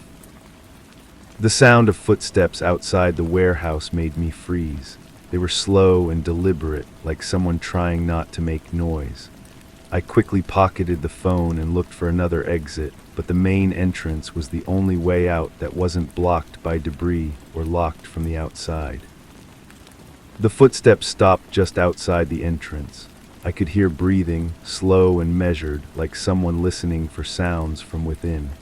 My own breath caught in my throat as I tried to remain perfectly still, hidden behind a stack of rotting wooden pallets.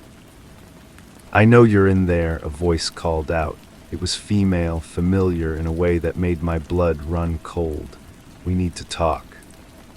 The voice belonged to her. She stepped into the warehouse slowly, her silhouette backlit by the afternoon sun. But something was wrong with her appearance, like she'd been living rough for weeks. Her clothes were dirty and ill-fitting, her hair shorter than I remembered. When she moved closer, I could see that her face was thinner, marked by shadows that hadn't been there before. "You shouldn't have come here," she said, though she was looking directly at my hiding spot. "It's not safe." I stood up slowly, my legs unsteady beneath me. "Everyone thinks you're dead. The police, your landlord, everyone. Where have you been?" Her smile was sad and distant, hiding, trying to figure out who I can trust. "Trust? What are you talking about? I've been looking for you for weeks. I was worried sick."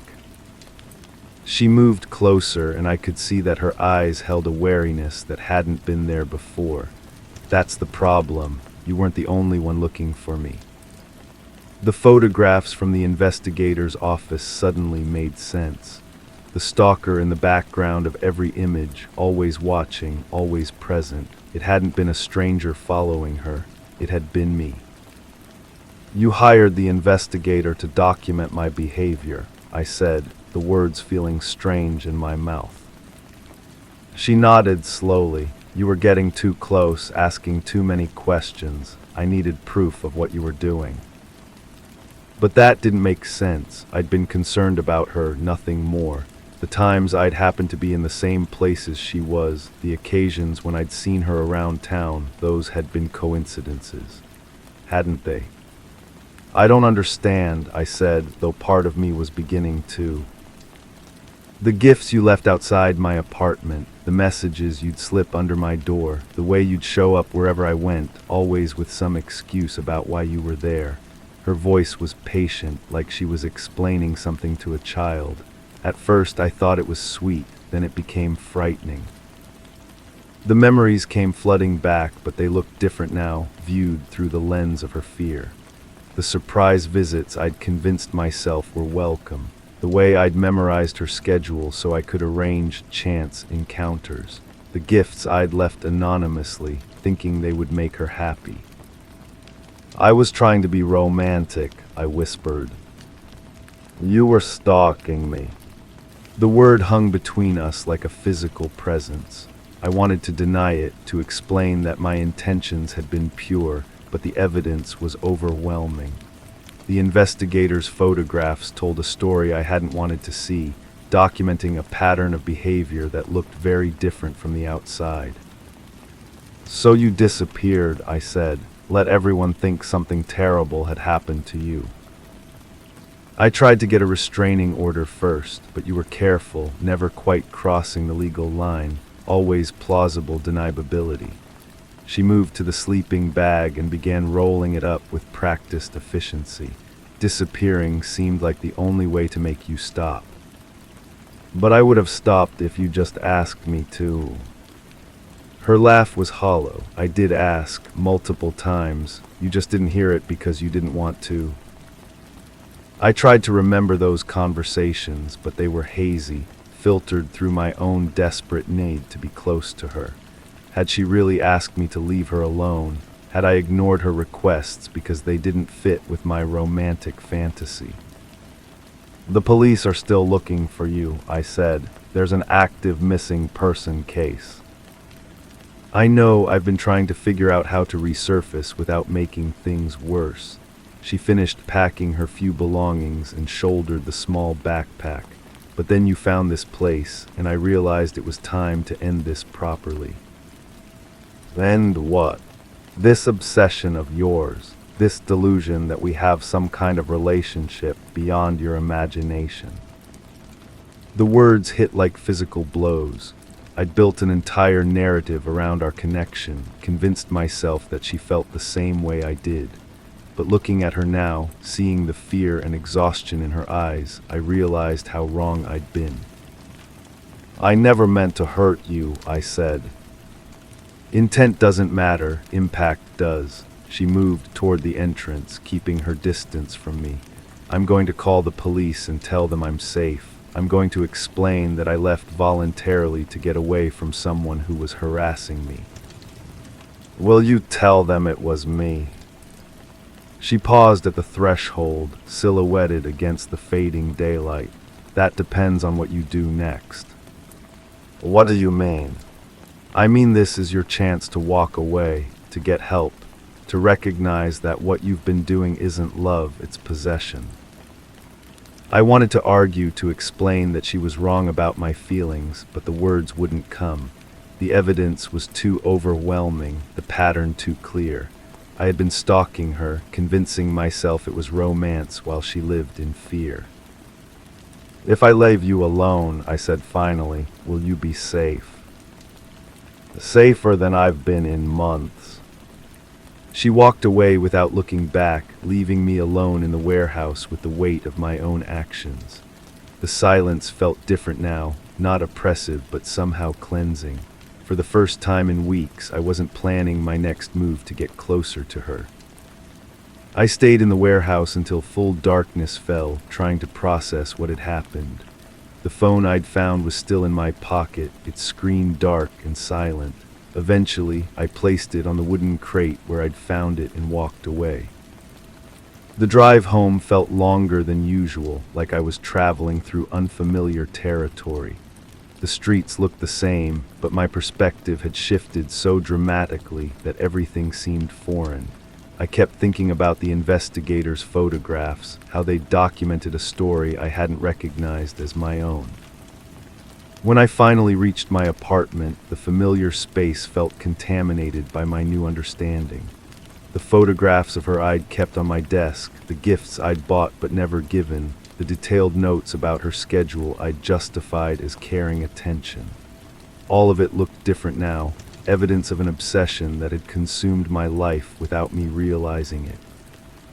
I gathered everything related to her and put it in a box, sealing it with tape like I was preparing evidence for trial. Maybe I was. The next morning, I called the detective who'd been handling her case.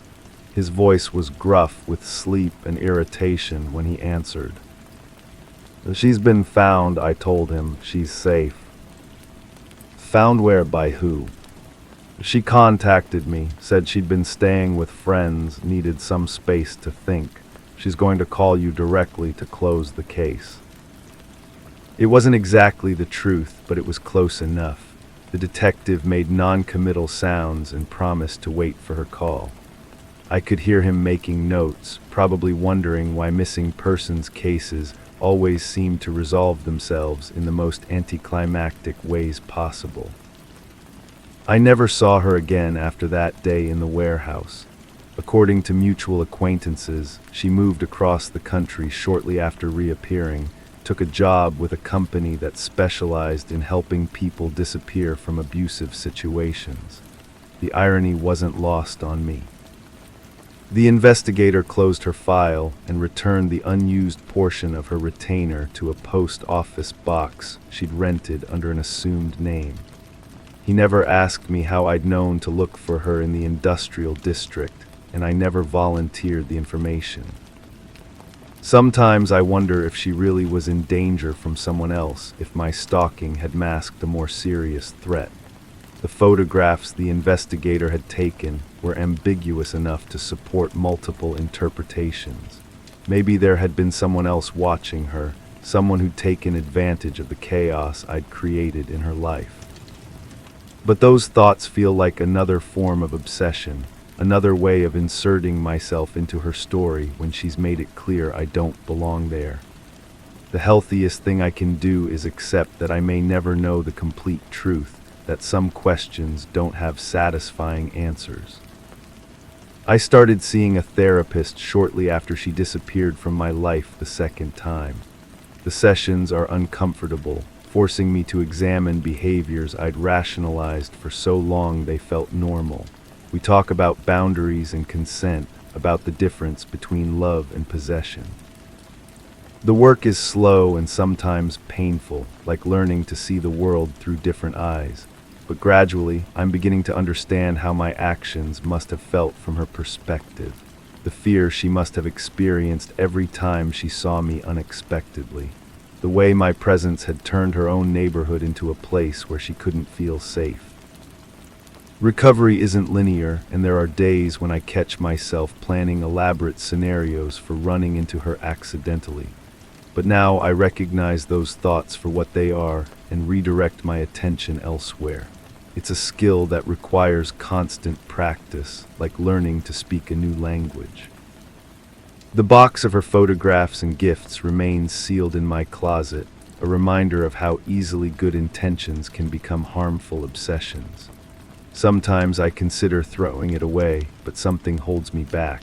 Maybe it's important to keep the evidence of what I was capable of, a tangible reminder of how far I'd fallen without realizing it. The case was officially closed after she called the police and confirmed she was safe. No charges were filed, no restraining orders issued. On paper, it looks like a simple misunderstanding, a woman who needed space and a friend who was worried about her safety. But I know the truth is more complicated than that. I know that somewhere across the country, she's probably still looking over her shoulder sometimes, wondering if the person who disrupted her life so completely has really learned to leave her alone. And honestly, I'm not entirely sure I have. The urge to search for her online, to find out where she's living now and what she's doing, surfaces regularly. Social media makes it so easy to keep tabs on people who have asked to be left alone. A few clicks and I could probably find recent photographs, learn about her new job, maybe even discover if she's dating someone. But that's exactly the kind of thinking that got me into trouble before. The belief that my curiosity about her life was somehow justified, that caring about someone gave me the right to invade their privacy. So I close the laptop and find something else to do with my hands and my mind. I go for walks in parts of town where I'm unlikely to see anyone who reminds me of her. I volunteer at organizations that help stalking victims, trying to balance the scales in some small way. The work is humbling and educational. I listen to stories from people who have experienced what I put her through, and I begin to understand the long-term impact of stalking behavior. The way it changes how victims move through the world, making them hyper-vigilant and suspicious of kindness. One woman tells me about a former coworker who used to leave flowers on her car windshield every morning. He thought he was being romantic, she says. But every day I'd walk out to my car and see those flowers, and I'd know he'd been watching my schedule, knew exactly when I left for work. It felt like a threat disguised as a gift. Her words hit me like a physical blow because I remember leaving similar gifts, convinced they would brighten her day. I'd never considered how it would feel to discover that someone had been monitoring your routine closely enough to time their gestures perfectly. Another victim describes the exhaustion of constantly checking for familiar faces in crowds, of changing her route to work multiple times and still seeing the same person behind her. It wasn't just that he was following me, she explains. It was that he was stealing my ability to move freely through my own life. These conversations forced me to confront the full scope of what I'd done. It wasn't just about the fear I'd caused her, though that was significant enough. It was about the way I'd colonized her daily existence, making it impossible for her to go about her routine without thinking about me. The therapist says healing requires accepting responsibility without wallowing in self-pity. It's a delicate balance, acknowledging the harm I caused while still believing I'm capable of change. Some days I manage it better than others. I've started dating again, carefully and with constant self-monitoring. The women I meet don't know about Story 8. I assured them I hadn't touched the knob. The metal was cold, or so I claimed, as I imagined the smooth chill that accompanied secrecy. They seemed convinced, scribbling my words into their notes, but the air hung heavy with the scent of charred wood seeping into my skin, a reminder of where I'd really been. Shadows danced in corners where light should have shone steady, whispering secrets that surfaces couldn't keep. My shoes tapped softly on the polished floor, each step a contradiction to the stillness I described. The carpet's edge showed a subtle shift, a tug out of place, but I kept quiet about the warmth that lingered beneath my fingertips. The brass gleams differently now. Sitting at my kitchen table, I turn the paperweight over in my palm, another door handle, smaller, innocent. The weight feels familiar, too familiar. The morning light catches its surface and throws fractured reflections across the wall, little golden fragments that remind me of flames. Or maybe I'm remembering wrong again. The investigation started with a phone call. At least I think it did. Sometimes I wonder if it began earlier, with the smell of smoke that seemed to follow me through those weeks. The voice on the line was measured, professional. They needed someone who understood buildings, someone who could read the signs that fire leaves behind. "We have some questions about the structure," the voice said, "about what might have been there before." before what I wanted to ask, but I already knew. The house stood on Maple Street. No, that's not right. I can't remember the street name. The address blurs in my memory like ink in water. What I remember is the way the late afternoon sun slanted through the windows of the front room, how it illuminated dust motes that danced like tiny ghosts. The homeowner met me at the door, middle-aged, tired eyes, hands that moved too much when talking. "It's probably nothing," they said, leading me through rooms that smelled faintly of vanilla candles and something else, something acrid underneath, but the insurance company wants to be thorough. I nodded, following, my footsteps echoing on hardwood that looked recently refinished. The basement door was painted white, fresh paint, I noted, running my fingers along the frame. The wood underneath felt different, warped, perhaps from moisture or heat. "Has this door been refinished recently?" "Just touching up," came the reply. "You know how it is with old houses." I did know old houses hold secrets in their bones, in the spaces between walls where air moves strangely and temperatures shift without explanation. But this felt different. This felt deliberate. The brass knob was warm under my palm when I finally turned it. I lied about that part later. The basement stairs creaked in a pattern I committed to memory. Third step, seventh step, ninth step, like a code or a warning. The air grew cooler as I descended, but that warmth from the door handle seemed to travel with me, spreading up my arm. At the bottom, I found what they wanted me to find, what they needed me to find. Scorch marks on the concrete floor, faint but unmistakable to someone who knew what to look for. The pattern suggested accelerant, something poured deliberately, then ignited. But the marks were old, covered partially by a thin layer of new concrete that hadn't quite matched the original color. "See anything interesting?" The homeowner's voice came from the top of the stairs. They hadn't followed me down. "Just checking the foundation," I called back. "Looks solid." Another lie. They were accumulating like sediment. I took photographs with my phone, the flash revealing details the overhead bulb couldn't illuminate. In one corner I found fragments of what might have been fabric or paper, something that had burned incompletely, leaving behind charred edges that crumbled at my touch. I pocketed a piece before I could think about why. The report I filed was thorough but careful.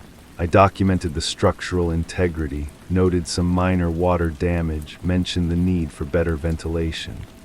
I said nothing about the scorch marks or the mismatched concrete, nothing about the way the air tasted metallic, like old pennies or blood. But I kept thinking about that door handle, the warmth that shouldn't have been there. 3 days later, they called me in for questioning. The police station smelled like coffee and industrial disinfectant. The detective assigned to my case had kind eyes and a voice that suggested they'd heard every possible lie. They asked me to walk through my visit to the house again, step by step. "Did you notice anything unusual about the basement?" I described the foundation, the minor water damage, the concrete floor that looked recently patched in places. I mentioned the ventilation issues. "And the door to the basement, did you have any trouble opening it?" This was when I told them about the cold metal, about how I'd barely touched the handle, how the homeowner had been helpful, accommodating, eager to have the inspection completed.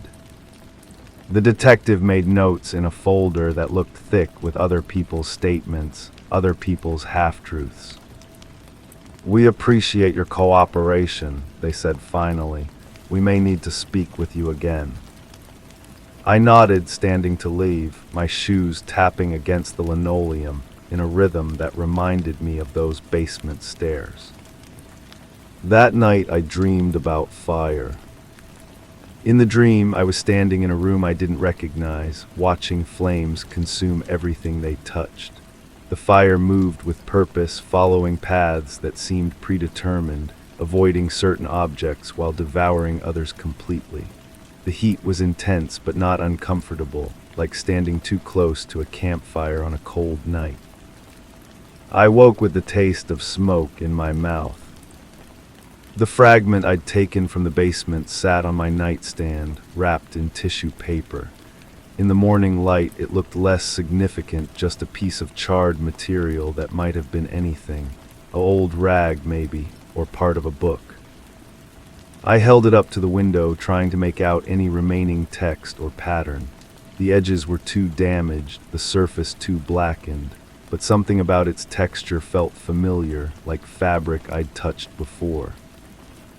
The second call came a week later. "We need you to come in again," the detective said. "Some new information has come to light." This time the questions were more specific. Had I ever met the homeowner before my inspection? Had anyone contacted me prior to the official request? Did I have any personal connection to the property? I answered honestly, or as honestly as I could manage. No, no, and no. "What about this?" The detective slid a photograph across the table. It showed the basement floor, but from a different angle than my own pictures. In this image, the scorch marks were more visible, outlined with small evidence markers. "I didn't see those," I said, which was true in the most technical sense. "You're trained to identify fire damage. These marks would have been obvious to someone with your expertise." I studied the photograph more carefully, noting details I'd missed or chosen not to see. The burn pattern was more extensive than I'd realized, suggesting a fire that had burned hot and fast before being extinguished. "Maybe the lighting was different when I was there," I offered. "The overhead bulb wasn't very bright." The detective made another note. Their pen scratched against the paper with a sound like dry leaves. "The homeowner has given us a different account of your visit. They say you spent considerable time in the basement. They say you seemed very interested in that particular corner where the most damage occurred." My throat felt dry. I was being thorough. That's what you want in an inspection. "They also mentioned that you took something, a sample of some kind." The tissue-wrapped fragment seemed to burn in my jacket pocket. I sometimes collect samples of building materials for analysis. It's standard practice. "We'd like to see those samples." I promised to bring them the next day, knowing I would need to decide what story the evidence would tell. That evening, I unwrapped the fragment again and placed it under my desk lamp. The harsh light revealed details I hadn't noticed before, faint lines that might have been text, a corner that suggested the original shape had been rectangular. A photograph, perhaps, or a document. I tried to imagine what might have been important enough to burn, valuable enough to hide the evidence so carefully. Financial records, letters, something that connected the homeowner to events they preferred to forget. Or maybe I was constructing mysteries where none existed, seeing patterns in randomness because that's what investigators do. We find meaning in coincidence, significance in the mundane. The fragment crumbled further as I examined it, leaving black dust on my fingers that wouldn't wash away completely. I brought the sample to the police station the next morning, along with several others I'd collected from various job sites. The detective accepted them without comment, sealing each in its own evidence bag with methodical precision. "We may need you to testify," they said as I prepared to leave. "Testify to what?" "That depends on what our lab finds in these samples." I walked home through streets that seemed narrower than usual, past houses that watched me with dark windows. The morning air carried the scent of wood smoke from someone's fireplace, and I found myself breathing shallowly to avoid taking it too deeply into my lungs. The call never came. Weeks passed without word from the detective or anyone else connected to the case. I drove past the house on Maple Street, or whatever street it was, several times, but it looked ordinary, peaceful. No signs of ongoing investigation, no indication that anything unusual had ever happened there. I began to wonder if I'd imagined the entire sequence of events. The scorch marks, the questions, the fragment that had seemed so significant. Memory is unreliable, especially when filtered through expectation and fear. But the brass paperweight on my kitchen table continued to catch the light each morning, throwing those fractured reflections that looked like flames. And sometimes, when I touched its surface, I could swear I felt that same warm metal that had started everything. Or ended it. The dreams about fire continued, evolving into something more complex. Now I was no longer just watching the flames, I was part of them, moving through rooms that shifted and changed as I passed. Sometimes I carried something in my hands, something precious that needed to be protected from the heat, but I could never remember what it was when I woke. In one particularly vivid dream, I stood in that basement again, but it was different. Larger, with multiple rooms branching off in directions that defied the architecture I remembered. In each room, small fires burned in carefully controlled patterns, consuming specific objects while leaving others untouched. I woke from that dream with the certainty that I was missing something important, some connection that would make sense of the fragments I'd collected. The homeowner's face had been familiar, I realized. Not someone I'd met recently, but a face from further back, from a context I couldn't quite place. The tired eyes, the restless hands, the way they'd stood at the top of the basement stairs instead of following me down.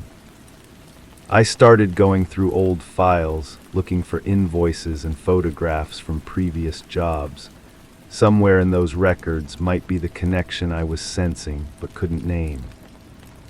The search took days. I'd accumulated thousands of documents over the years, each representing a house examined, a mystery solved or left unsolved. Building inspections generate their own archaeology layers of evidence that tell stories about how people live, what they hide, what they're afraid of. I found it in a folder marked with a date from 2 years earlier.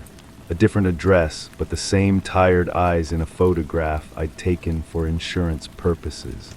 The same restless hands visible in the corner of the frame. The earlier job had been routine, a pre-sale inspection for a house that was changing owners. No basement in that property, just a crawl space that smelled of dampness and old wood. But I remembered the homeowner asking unusual questions about fire damage, about how long scorch marks might remain visible, about whether concrete could effectively seal odors. I'd thought they were just curious.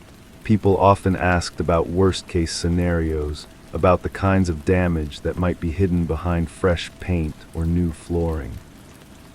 Now those questions took on different significance. I called the detective's number, but it had been disconnected. The police station transferred me to 3 different departments before someone finally located a record of the case I was trying to reference. That investigation was closed, the voice on the phone informed me. No charges were filed. What about the evidence, the samples that were collected? I can't discuss details of closed cases with civilians. The line went dead, leaving me with more questions than answers. But I kept the brass paperweight on my kitchen table, and I kept thinking about door handles that should have been cold but weren't, about basements that held secrets in their concrete floors, about fragments that crumbled to dust when exposed to too much light. Sometimes I drive past houses and wonder what stories their basements might tell, what evidence might be sealed beneath fresh concrete or hidden behind newly painted doors. The scent of wood smoke still makes me pause, still triggers memories of that afternoon when I descended creaking stairs and found something I was never supposed to see. The truth, I've learned, is rarely as solid as concrete or as bright as flames. It exists in the spaces between what we observe and what we report, between what we remember and what we're willing to admit. I assured them I hadn't touched the knob, but the warmth beneath my fingertips tells a different story. One that continues to burn quietly in the space where certainty used to live. The paperweight catches the morning light, throwing fragments of gold across my kitchen wall. Each reflection is slightly different, slightly distorted, like memories that shift each time we examine them. I turn it over in my palm and feel the weight of all the doors I've opened, all the secrets I've discovered and forgotten and discovered again. The metal is always warm, story 9. The door didn't resist my push, it swung open without a sound. My feet shuffled over the threshold, the floor beneath offering no familiar creak, only a muted thud as if absorbing my steps. The coat rack seemed to lean away slightly, avoiding my grasp, its hooks bare and strangely vacant. As I moved deeper into the room, the air felt heavier, but not with warmth. It was a pressure that hung around me, thick and expectant. I reached for the light switch, paused, and withdrew my hand. The room waited patiently, as if expecting something of me that I couldn't give. The nausea starts there, I think, or maybe it started before. Maybe it started the moment I decided to come back, or the moment I realized I had never really left. My stomach churns with something that isn't hunger but feels like its opposite of fullness that makes me want to empty everything inside me. The sensation crawls up my throat, metallic and bitter, like swallowing pennies. I remember the weight of keys in my pocket, heavy though they shouldn't be, 3 keys on a ring that used to belong to someone else. The metal was warm when I first touched it, as if it had been held in someone's palm for too long. Now it feels cold against my leg, pressing through the fabric like an accusation.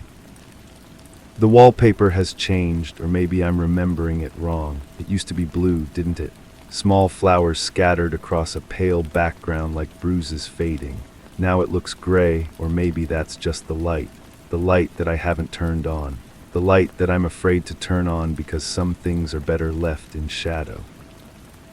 My hands are shaking, they've been shaking for days or maybe weeks. Time moves differently now, like honey poured from a great height. I watch my fingers tremble and think about other hands, smaller hands, hands that used to gesture when they talked, quick movements that painted pictures in the air. Those hands are still now. The carpet beneath my feet is wrong. It should be hardwood here, scratched and worn from years of footsteps. Instead, there's this thick, burgundy carpet that seems to pull at my shoes with each step. When did they change it? Who changed it? The fibers look fresh, too fresh, as if they're trying to cover something that shouldn't be covered. I think about the phone call, or was it a letter? The words blur together in my memory, but the feeling remains sharp and clear. That moment when everything shifted, when the world tilted just enough to make me question which way was up. Someone had been looking for me, or maybe I had been looking for someone. The distinction feels important, but I can't grasp why. The silence here is too complete. Houses should breathe, should whisper with settling wood and humming appliances. This silence is held breath, is waiting. It presses against my eardrums until I want to scream just to break it. But I don't scream, I never scream anymore. There's a photograph on the mantel that wasn't there before, or maybe it was always there and I simply refused to see it. The frame is silver, tarnished at the edges, and the glass reflects nothing. Not me, not the room, nothing, just black emptiness where a reflection should be. I don't look at what's inside the frame. I can't. My throat feels raw, though I haven't spoken aloud in days. The last words I remember saying feel foreign in my mouth, like speaking a language I once knew but have forgotten. They were important words, words that changed things, words that couldn't be taken back once they escaped into the air. The smell hits me then, subtle but unmistakable. It's not decay, not exactly. It's something sweeter, more cloying, like flowers left too long in water when the stems go soft and the petals begin to brown at the edges. The smell seems to come from everywhere and nowhere, as if the house itself is exhaling it. I remember driving here, though the journey feels like a dream. The road stretched endlessly ahead, broken white lines hypnotic in their rhythm. My hands gripped the steering wheel so tightly that my knuckles went white, then numb. The radio played songs I didn't recognize, voices that seemed to be singing about someone else's life. There was a moment stopped at a traffic light that stayed red too long when I considered turning around, going back to wherever I had come from. But where was that exactly? The apartment with its empty refrigerator and unpaid bills. The office where my desk sits abandoned, papers scattered like fallen leaves. Or somewhere else entirely, somewhere I can't quite remember but feel the absence of like a missing tooth. The light turns green in my memory, and I drive forward because that's what you do. You move forward even when every instinct screams to run in the opposite direction. The furniture in this room is covered with white sheets, ghostly forms that suggest familiarity without revealing truth. I know I should lift those sheets, should confront whatever lies beneath, but my arms feel too heavy. My whole body feels weighted down, as if I'm moving underwater. Under one of the sheets, I glimpse the corner of something red, a cushion, maybe, or fabric. It draws my eye like a wound draws flies, and I find myself staring until my vision blurs. Red like lipstick, red like roses, red like other things I don't want to name. The temperature in the room seems to fluctuate without reason. One moment I'm shivering, pulling my jacket tighter around my shoulders. The next, sweat beads on my forehead and my shirt sticks to my back. The house can't decide what it wants to be, or maybe I can't decide what I want to feel. I remember a conversation, fragments of words that float back to me like debris from a shipwreck. Angry words, or maybe pleading ones. A voice that rose and fell like a tide, washing over me until I couldn't distinguish individual syllables. My own voice responding, though I can't recall what I said, only that it was final, irreversible. The windows are covered with heavy curtains that block out the world beyond. I don't know if it's day or night outside, and the uncertainty makes me dizzy. Time has become elastic, stretching and contracting without warning. I might have been standing in this room for minutes or hours. I might have been here before many times, though I remember only this once. My reflection appears briefly in the dark television screen, distorted and strange. The person looking back at me has hollow eyes and a mouth that turns down at the corners. They look guilty of something, this reflection, but guilty of what? The image wavers and disappears, leaving only black glass. There's a sound from upstairs, not footsteps exactly, but a settling, a shifting. As if something heavy has moved from one position to another. The house is old, I tell myself. Old houses make noises, but this sound is different, purposeful. It makes the hair on my arms stand up. I think about climbing those stairs, but my legs won't cooperate. They feel disconnected from my body, as if they belong to someone else. Someone braver, maybe. Someone with nothing to hide. The keys in my pocket grow heavier. I reach for them and find that one is different from the others. Smaller, silver where the others are brass. I don't remember this key, don't know what it opens. But my fingers close around it instinctively, as if they remember what my mind has forgotten. The nausea returns, stronger now. It rolls through me in waves, each one bringing with it flashes of memory that disappear as quickly as they come. A door closing, a car engine starting, the sound of something heavy being dragged across a floor. I close my eyes and see colors bleeding together like watercolors in rain. Blue becoming gray, becoming red, becoming black. The colors have emotions attached to them, feelings that make no sense but feel absolutely true. Blue is loneliness, gray is regret, red is something I can't name, black is the absence of everything else. When I open my eyes, the room has changed again, or maybe I'm seeing it clearly for the first time. The sheets over the furniture look less like protection and more like concealment.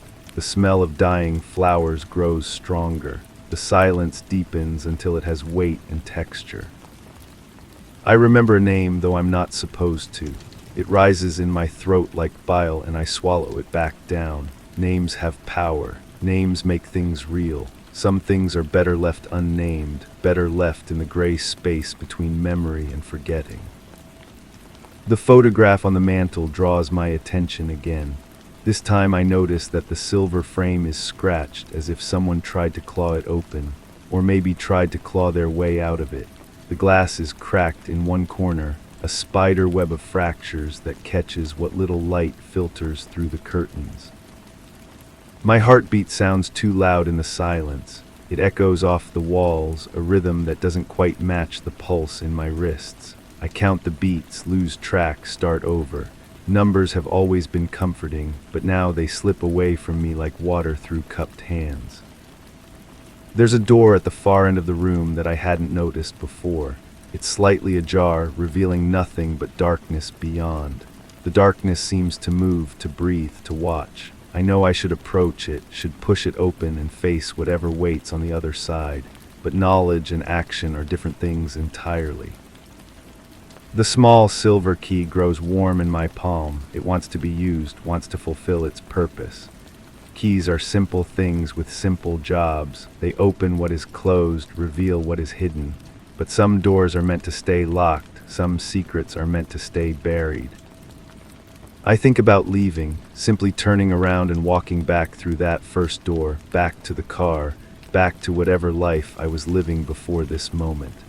But leaving requires remembering where you came from, and that knowledge feels as distant as childhood. The sound from upstairs comes again, more insistent now. It's accompanied by something else, a whisper that might be wind through broken windows or might be something else entirely. The whisper has no words, but it carries meaning just the same. It's calling me, or warning me, or both.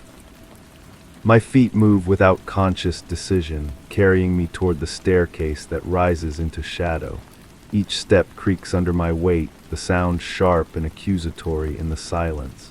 The banister is smooth under my palm, worn by countless other hands that have made this same journey. Halfway up, I stop. The nausea is overwhelming now, a physical manifestation of something my mind refuses to acknowledge. I grip the banister tighter and force myself to breathe. In through the nose, out through the mouth. The air tastes stale, recycled, as if it's been trapped in this house for too long. From this vantage point, I can see down into the room I just left. It looks different from above, smaller and somehow more innocent. The covered furniture could be anything. The shadows could be hiding nothing more than dust and abandonment. But perspective is a liar, and distance makes everything seem safer than it is. The whisper comes again, closer now. It seems to originate from the room at the top of the stairs, the room I know I have to enter but desperately don't want to. The silver key burns against my palm like a coal, and I understand with sudden clarity that this is what I came here to do. This is why I couldn't turn around at that traffic light, couldn't go back to my empty apartment and pretend none of this happened. I climb the remaining stairs like a condemned man walking to execution. Each step brings new memories, fragments that piece together into something approaching truth. An argument that went too far, words that cut deeper than intended, a moment of silence that stretched too long, filled with the weight of irreversible decisions. The door at the top of the stairs is closed but not locked. It opens at my touch, revealing a room that's both exactly as I expected and completely wrong. The furniture here isn't covered. It sits exposed and ordinary, as if waiting for someone to return and resume their interrupted life. But no one is coming back. I know this with the certainty of someone who witnessed the end of that story, who played a part in writing its final chapter. The silver key fits the lock of a small wooden box on the dresser. Inside, wrapped in tissue paper that crackles like autumn leaves, is something I both remember and wish I could forget. It's small and precious and completely damning, a piece of evidence that connects me to this place in ways that can't be explained away or rationalized. I hold it up to the dim light filtering through the window, and it catches the rays like captured starlight. Beautiful and terrible and absolutely mine, though I never wanted it to be.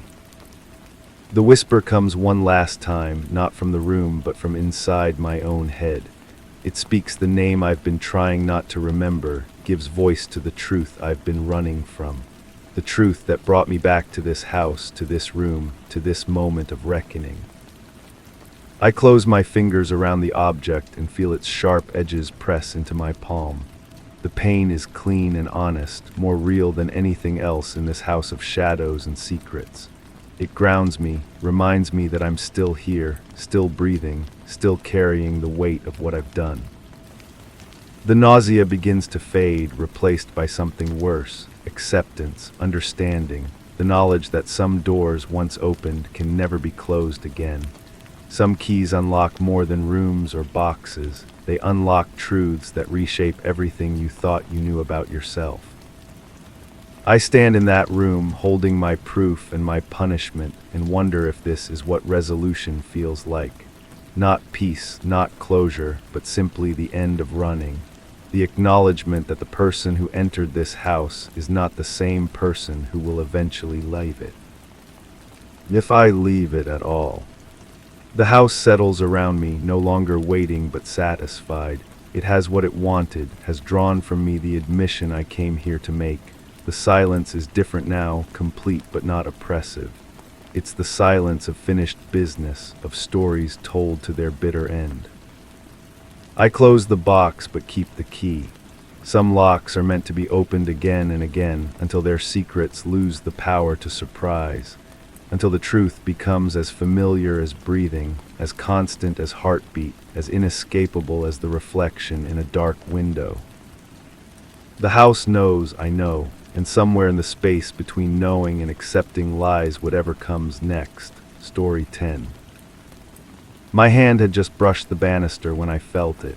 A strange warmth lingered in the chill of the stairwell, unnerving in its isolation. My steps hesitated, the wooden stairs creaking softly beneath my feet. The air was thick, carrying a smell that shouldn't have clung so stubbornly metallic, almost sweet, as if the walls had absorbed some secret story. I paused, catching sight of a glint from the corner, a reflection that blinked with the uncertainty of an unanswered question. The glow faded, but the unease remained. The banister felt familiar beneath my palm. Not the wood itself that was new to me, but the sensation of gripping something solid while everything else dissolved into fragments. I've been in too many stairwells like this one, each promising answers that never quite materialized. The apartment building wasn't remarkable. 3 stories, narrow hallways, the kind of place where neighbors pretend not to hear each other through thin walls. But the 3rd floor held something different. Room 12. The number etched itself into my memory before I understood why it mattered. I remember the first time I climbed these stairs. The detective had called it routine questioning, but nothing about the case felt routine. The woman who lived in 12 had disappeared on a Tuesday. Or was it Wednesday? My notes say Tuesday, but the landlord insisted Wednesday. Small discrepancies like that began to pile up, creating a foundation of uncertainty that would support everything that followed. Her name doesn't matter now. Names have a way of becoming irrelevant when a person transforms from flesh and blood into a collection of evidence and witness statements. What mattered was the way she seemed to vanish without disturbing the careful arrangement of her life. Her coffee cup still sat on the kitchen counter, half empty. The bed was made with military precision. Her keys hung on the hook by the door.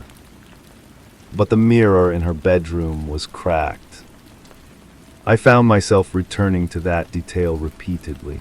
Not shattered, just cracked, a single line running diagonally from corner to corner, splitting her reflection into 2 imperfect halves. When I asked the landlord about it, he shrugged, said it was like that when she moved in. But her security deposit paperwork listed mirror damage as her responsibility. Someone was lying or misremembering, or maybe the truth was simply more complicated than either version suggested. The investigation stretched across weeks that blurred together. I interviewed her coworkers, her neighbors, the barista at the coffee shop where she bought her morning drink. Each conversation added another layer to the portrait of a woman who seemed determined to remain invisible, polite but distant, reliable but unremarkable. the kind of person who could disappear without leaving ripples. Except for the mirror and the letters. I discovered them tucked behind a loose baseboard in her bedroom closet. 7 envelopes, each containing a single sheet of paper covered in precise handwriting. No signatures, no dates, no return addresses.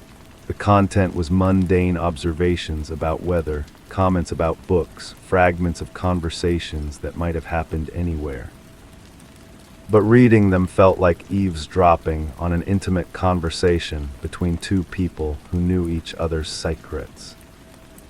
The rain sounds different on your windows, sharper somehow, like it's trying to get your attention.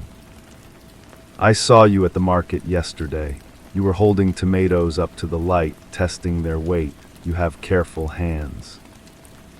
Do you ever wonder if we're the only ones who understand the significance of small things? The handwriting analysis proved inconclusive. The paper was common, available at any office supply store.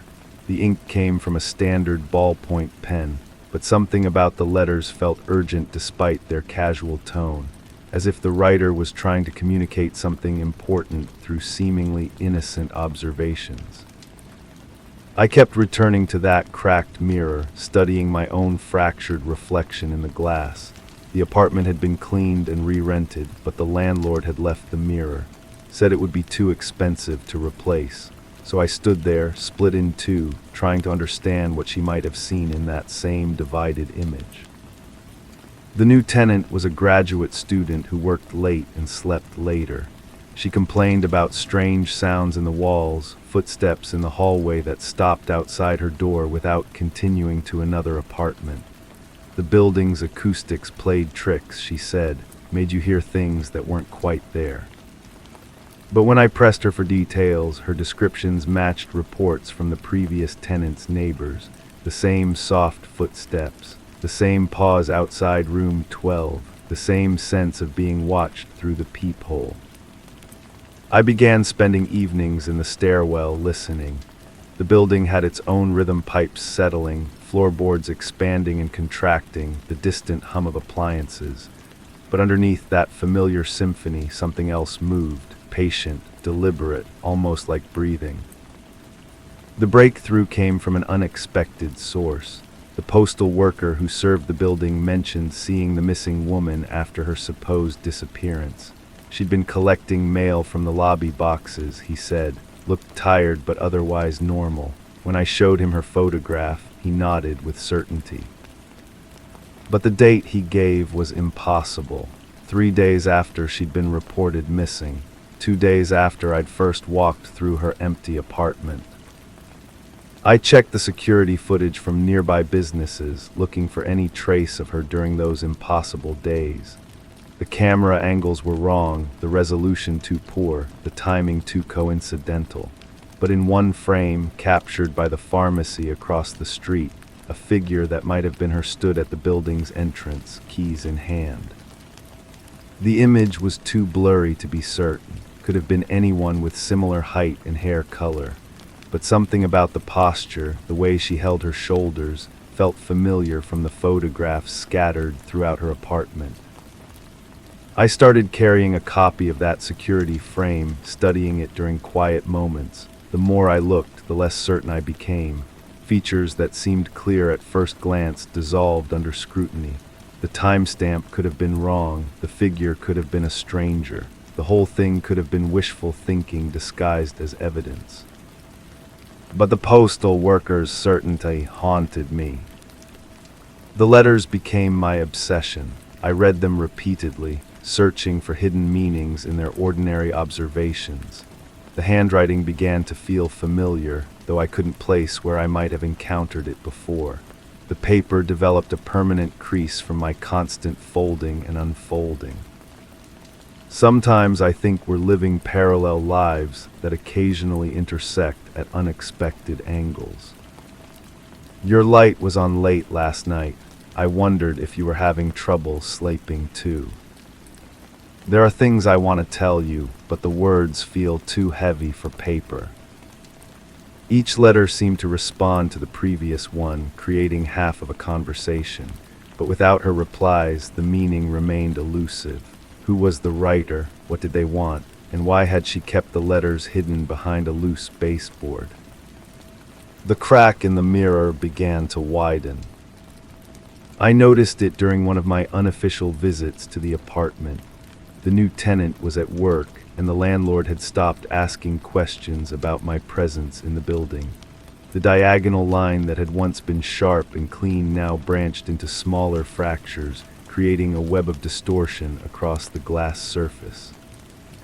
Mirrors don't crack spontaneously. Something had to cause the damage, but the apartment showed no signs of impact, no thrown objects or structural settling that might explain the expanding fractures. The glass simply seemed to be failing under some invisible pressure. I found myself touching the mirror's surface, feeling for vibrations or temperature changes that might explain its deterioration. The glass was cool and smooth, giving no hint of internal stress, but my reflection looked different in the fractured surface, older, more uncertain, divided into pieces that didn't quite align. The graduate student who lived there now began leaving earlier and returning later, as if the apartment made her uncomfortable. When I asked about the mirror, she claimed not to have noticed the expanding cracks, but her eyes avoided mine when she spoke, and her hands trembled slightly as she unlocked her door. People see what they're prepared to see. The rest gets filtered out, dismissed as imagination or coincidence. But sometimes the things we ignore are the most important. Sometimes the truth hides in the spaces between what we're willing to acknowledge. I started keeping a journal of my observations, trying to create a timeline that made sense of the contradictions. But each entry only added to the confusion. Dates that didn't align, witness statements that contradicted each other, evidence that seemed to change depending on when and how I examined it. The missing woman's bank account showed no activity after her disappearance. Her phone went straight to voicemail. Her employer confirmed she hadn't shown up for work, but the postal worker insisted he'd seen her. The security camera suggested her presence. The expanding mirror crack implied ongoing occupation of the apartment. Reality had become negotiable. I began to suspect that the truth wasn't hidden, it was simply too complex for linear understanding. Like looking at the cracked mirror, where multiple perspectives existed simultaneously without resolving into a single coherent image. The woman was both gone and present, both missing and found, both victim and participant in her own disappearance. The seventh letter was different from the others. The handwriting was less controlled, the words more urgent. I can't keep pretending this is normal. The watching, the waiting, the careful dance we've been doing around each other. You know who I am, you've always known. The question is whether you're ready to stop running. Reading it felt like discovering the final piece of a puzzle, only to realize the completed picture made less sense than the scattered fragments. Who was running, from what, and why did the letter feel like both a threat and a plea? I carried it with me as I climbed the stairs to room 12 one last time. The banister felt warm under my palm, that same strange warmth I'd noticed during my first visit. But now I understood it wasn't the wood itself, it was the residual heat from countless other hands that had gripped the same rail, seeking stability in an unstable world. The new tenant wasn't home. The hallway was empty, filled only with the building's familiar sounds and that underlying rhythm I'd learned to recognize. I stood outside the door to 12, listening to the silence within, trying to understand what I'd really been investigating all these weeks. The mirror's crack had spread across the entire surface, creating a web of fractures so complex that no coherent reflection was possible. But in the fragmented pieces, I caught glimpses of movement, not my own something else, something that existed only in the spaces between the broken glass. I realized then that I'd been asking the wrong questions, not where she'd gone, but whether she'd ever really been there at all. Not who was writing the letters, but who was receiving them. Not what had happened in room 12, but what was still happening, would always be happening in the endless loop of investigation and discovery that had become my reality. The truth wasn't hiding in the evidence. It was hiding in my need to find it, my inability to accept that some disappearances are complete and some questions have no answers. The woman in room 12 had vanished, but she'd left something behind, a mystery that created its own existence, fed by my attention and sustained by my refusal to let go. I left the building that day knowing I would return, not because the case remained unsolved, but because I had become part of it. The investigator and the investigated, the observer and the observed, caught in the same fractured reflection that had trapped everyone who'd ever stood before that broken mirror. The warmth on the banister follows me still, in other buildings, other stairwells, other rooms where people have vanished without explanation. Each case feels familiar now, each mystery a variation on the same theme. I climb the stairs, touch the walls, study the evidence, and find myself reflected in surfaces that show me exactly what I'm prepared to see. Nothing more, nothing less, nothing certain.